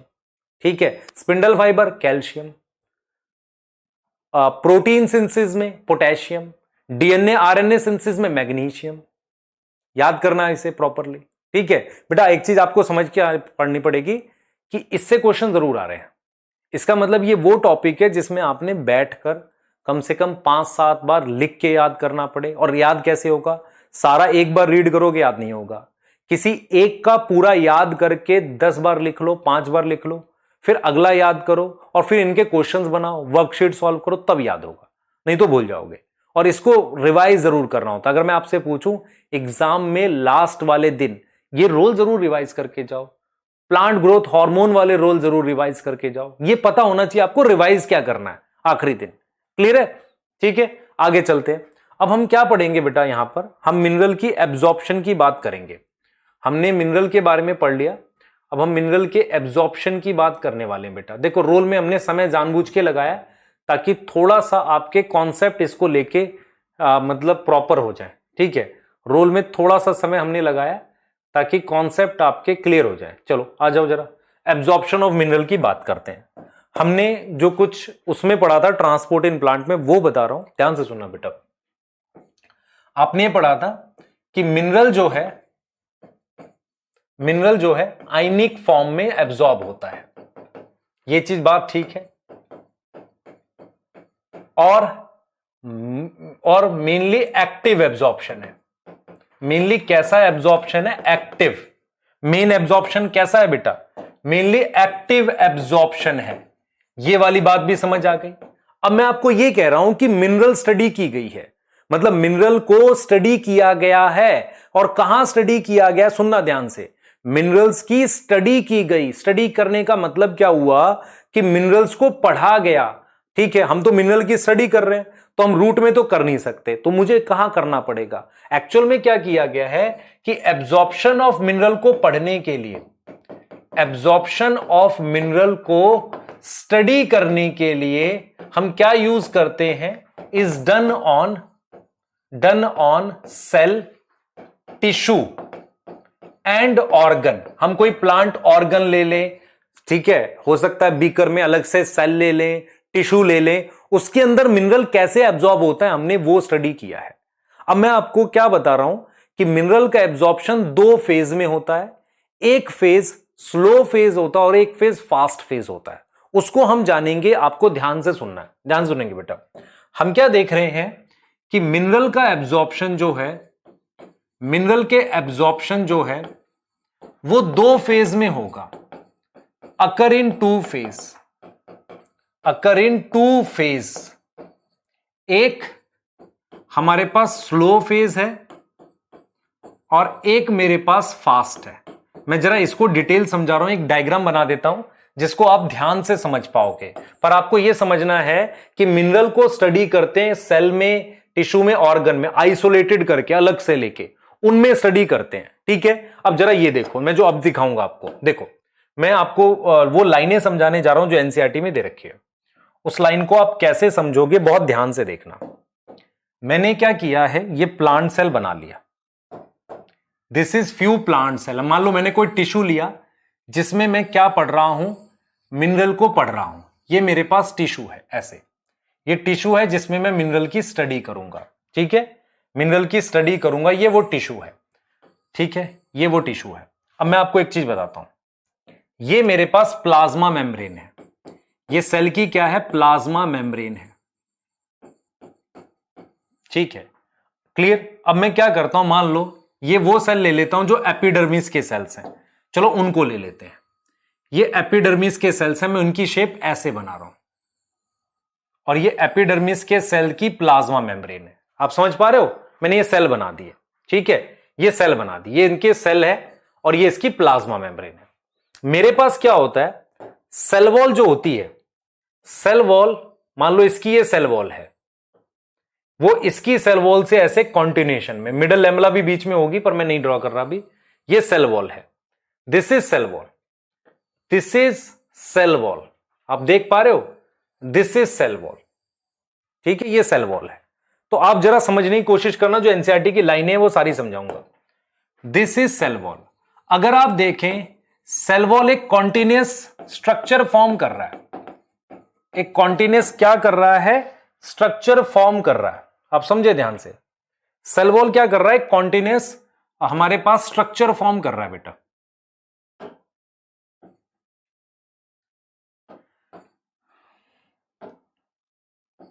कॉन्टिन्यूअस एक मतलब एक चैनल बना रहा है, कॉन्टिन्यूअस चैनल फॉर्म कर रहा है, मतलब एक तरीके का कॉन्टिन्यूअस क्या बन रहा है? चैनल बन रहा है। अब जरा समझना एनसीईआरटी ने क्या बोला है। आपको अगर पता हो, मैंने जब पढ़ाया था सेल वॉल सॉल्यूट और सॉल्वेंट दोनों के लिए परमिएबल होती है, तो मैं ये समझ रहा हूं कि ये जो सेल वॉल है इसके बीच में, ये सेल वॉल कुछ ऐसी चीज है। अगर आप इस डायग्राम को थोड़ा सा और रिक्रिएट करते हैं, अगर आप ध्यान से देखो, सेल वॉल जो है यहां पर वो कुछ ऐसी चीज है, कुछ इस तरीके का है जिसके बीच में से मिनरल वगैरह आसानी से निकल सकता है। आप देख पा रहे हो, सेल वॉल कुछ ऐसी चीज है, क्योंकि हमने ये पढ़ा हुआ है कि जो मिनरल और पानी होता है वो दोनों तरीके से मूव कर सकता है अंदर एपोप्लास्ट सिम्प्लास्ट। तो cell wall is like this, जो एक तरीके का बहुत बड़े बड़े छेद हैं जिसमें से चीजें आराम से जा सकती हैं। तो आपको मैं बिल्कुल क्लियर कर रहा हूं, ध्यान से समझना। दूसरा, cell wall it is apoplast. ये क्या है बेटा? एपोप्लास्ट है। मैं रिपीट करूंगा, देखो ध्यान से। ये मैंने सेल बनाया, ये इसकी प्लाज्मा मेम्ब्रेन है बेटा। This is cell wall. Cell wall apoplast का हिस्सा है। तो एनसीईआरटी क्या बोलती है, सुनना ध्यान से। एनसीईआरटी कहती है कि मान लो मेरे पास सोडियम है, पोटेशियम है, मैग्नीशियम है, ये अगर एपोप्लास्ट से जाते हैं, ये अगर आपका एपोप्लास्ट से जाते हैं, ऐसे एपोप्लास्ट से जाते हैं, ऐसे अंदर यहां जाते हैं, या यहां जाते हैं, या यहां से यहां जाते हैं, एपोप्लास्ट से जा रहे हैं, तो एपोप्लास्ट से जाना फास्ट है। तो इनिशियली क्या होता है, मिनरल, ध्यान सुनेंगे, इनिशियली किसी भी सेल में, मान लो ये स्टडी में सिंगल सेल में कर रहा होता, तो उसके जो सेल वॉल को पार करना, उसे हम कहते हैं वो फास्ट होगा। और कैसा होगा? पैसिव होगा। तो आप देखो जरा, mineral can cross sell wall ऐसे का ऐसे। तो पानी भी, अगर आपको याद हो, अगर पानी ऐसे मूव करके जाता तो उसे हम एपोप्लास्ट कहते। पानी की बात कर रहा हूं बेटा, ये पानी की बात कर रहा हूं, और ये मैं मिनरल की बात कर रहा हूं। तो मैं ये कह रहा हूं कि ये जो मिनरल हैं ये सेल वॉल को पार करेंगे तो ये एपोप्लास्ट होगा। तो मैं ये कहूंगा कि मिनरल की एंट्री, जैसे मैग्नीशियम है, इस मैग्नीशियम की एंट्री दो तरह की होती है। एक वो एपोप्लास्ट में है, तो हम ये लिखते हैं कि जो मिनरल का एब्जॉर्प्शन होता है, मिनरल के एब्जॉर्प्शन के दो फेज होते हैं। कितने फेज होते हैं? दो फेज होते हैं बेटा। एक पहला फेज जो होता है, पहला फेज, समझना इस बात को, मिनरल के एब्जॉर्प्शन के दो फेज होते हैं। पहला फेज जो होता है, दो फेज होते हैं। पहला फेज क्या होता है, उसे हम कहते हैं पैसिव, जो स्लो होता है, सॉरी, पैसिव जो फास्ट होता है, एंड किसके थ्रू होगा? Through apoplast. एपोप्लास्ट के थ्रू हो रहा है। आप समझो, मतलब मेरा कहने का मतलब यह है कि मिनरल यहां गया तो एपोप्लास्ट में। दूसरा, अगर कोई मिनरल, आप समझो ध्यान से, अगर कोई मिनरल मेरे पास इस सेल के अंदर गया या सेल के बाहर गया, आप समझो, इस लिविंग जगह को हम क्या बोलते हैं? सिम्प्लास्ट बोलते हैं। आपको मैंने लास्ट चैप्टर में यह सिखाया था कि एपोप्लास्ट, सिम्प्लास्ट लिविंग और नॉन लिविंग जगह का नाम है। तो अगर कोई मिनरल एपोप्लास्ट के अंदर जा रहा है या उसे पार कर रहा है तो वो फास्ट होता है और पैसिव होता है थ्रू एपोप्लास्ट, ठीक है। लेकिन सेकंड फेज जो होता है, सेकंड फेज मिनरल का एंट्री का सेकंड फेज क्या होता है? वो स्लो होता है और एक्टिव होता है। क्या होगा? एक्टिव होगा। और वो क्या होगा? इनसाइड सिम्प्लास्ट होता है, सिम्प्लास्ट के अंदर जाना। और उसके लिए किसकी जरूरत पड़ेगी बेटा? उसके लिए मेम्ब्रेन प्रोटीन की जरूरत पड़ेगी। तो एनसीईआरटी आपको यही डायग्राम, यही डायग्राम के थ्रू चीजें दिखाना चाहती है। वो डायग्राम क्या है, मेरी बात सुनो ध्यान से। एनसीईआरटी इसी डायग्राम को अगर आप ध्यान से देखो तो एनसीईआरटी क्या कहती है, सुन लो। एनसीईआरटी इस डायग्राम को अगर आप ध्यान से देखो, ये कहती है कि मेरे पास जब मिनरल किसी भी सेल में, जैसे मैं बीकर ले लेता हूं, इस बीकर में मैं कोई सेल ले रहा हूं जिसमें मिनरल की स्टडी कर रहे हैं, ये उसकी क्या है? सेल वॉल है, ठीक है। Cell wall is more like permeable होती है। दिस इज सेल वॉल, ठीक है। And this is plasma membrane, this is cell membrane या प्लाज्मा मेम्ब्रेन। तो ये मेरे पास सेल वॉल है और ये मेरे पास प्लाज्मा मेम्ब्रेन है। एनसीईआरटी कहती है कि किसी भी मिनरल का इस एपोप्लास्ट में जाना मतलब कैसा होता है? पैसिव होता है, एनर्जी नहीं लगती, और फास्ट होता है, जल्दी से चला जाता है क्योंकि कोई रोकने वाला नहीं है। इसमें सिंप्लास्ट का मतलब होता है लिविंग, तो लिविंग के अंदर जाना या लिविंग से बाहर निकलना, ठीक है। दिस एंट्री आप देख रहे हो, एंट्री इन सिंप्लास्ट, एंट्री इन सिंप्लास्ट को हम कहते हैं इनफ्लक्स, और एग्जिट फ्रॉम सिंप्लास्ट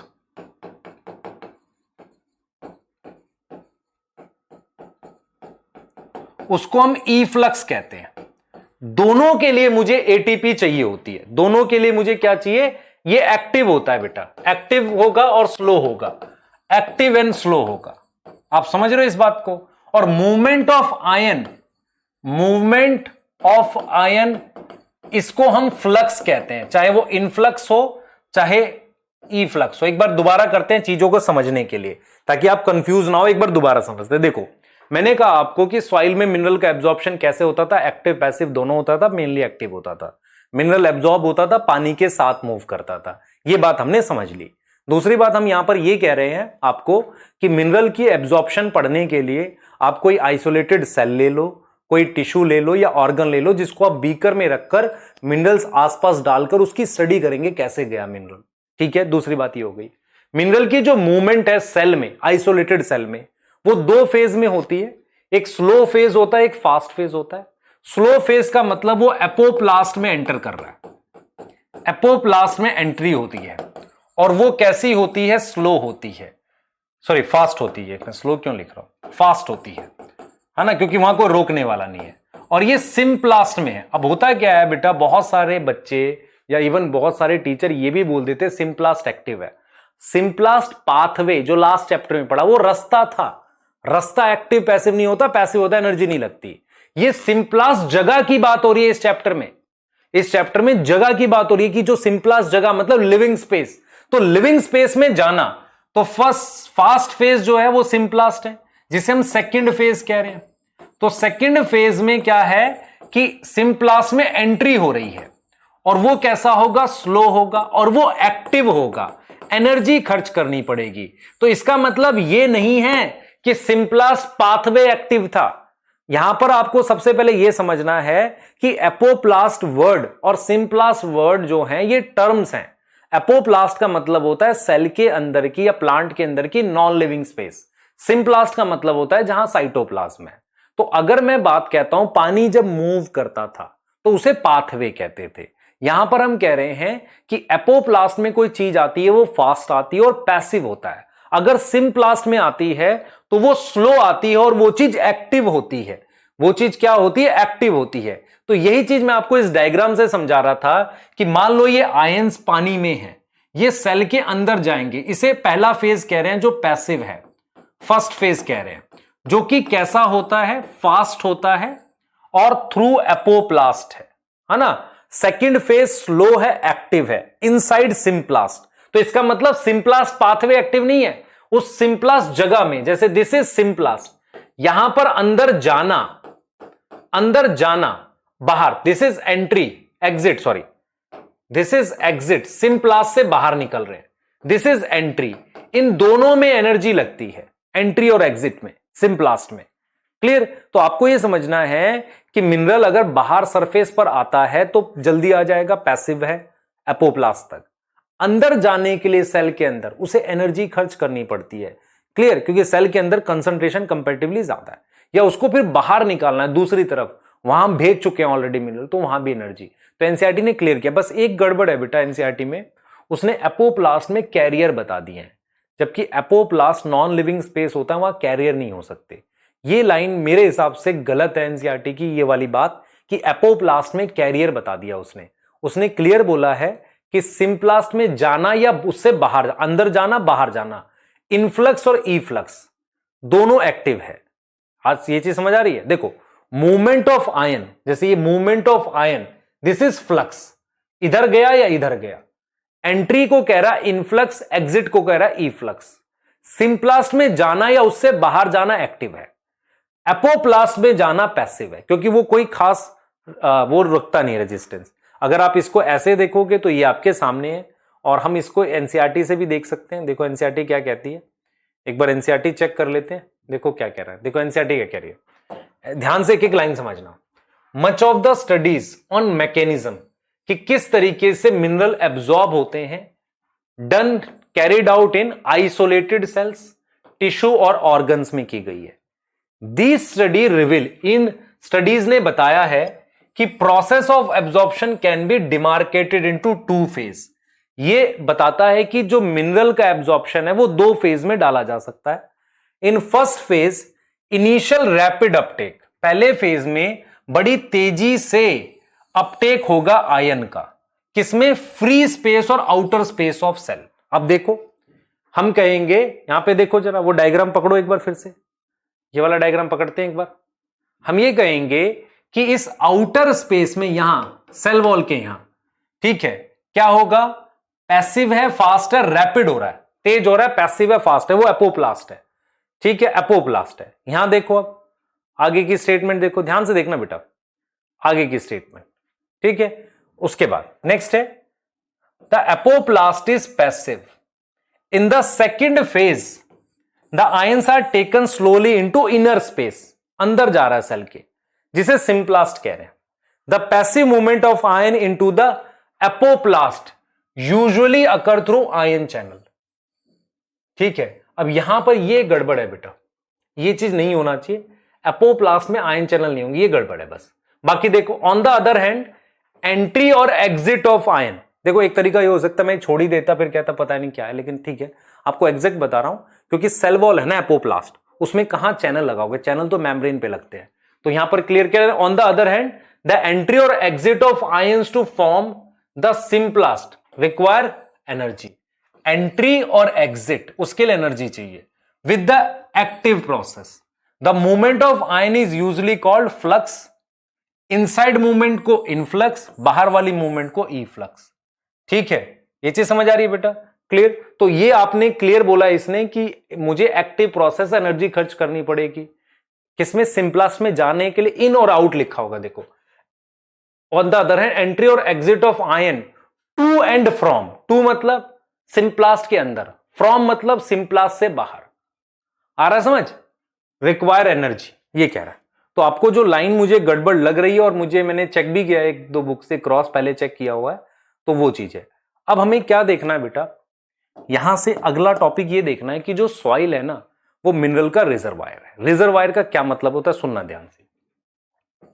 हमारे पास क्या होता है बेटा, जो मिनरल है वो सिर्फ आयनिक फॉर्म में एब्जॉर्ब होते हैं, absorb only in ionic form.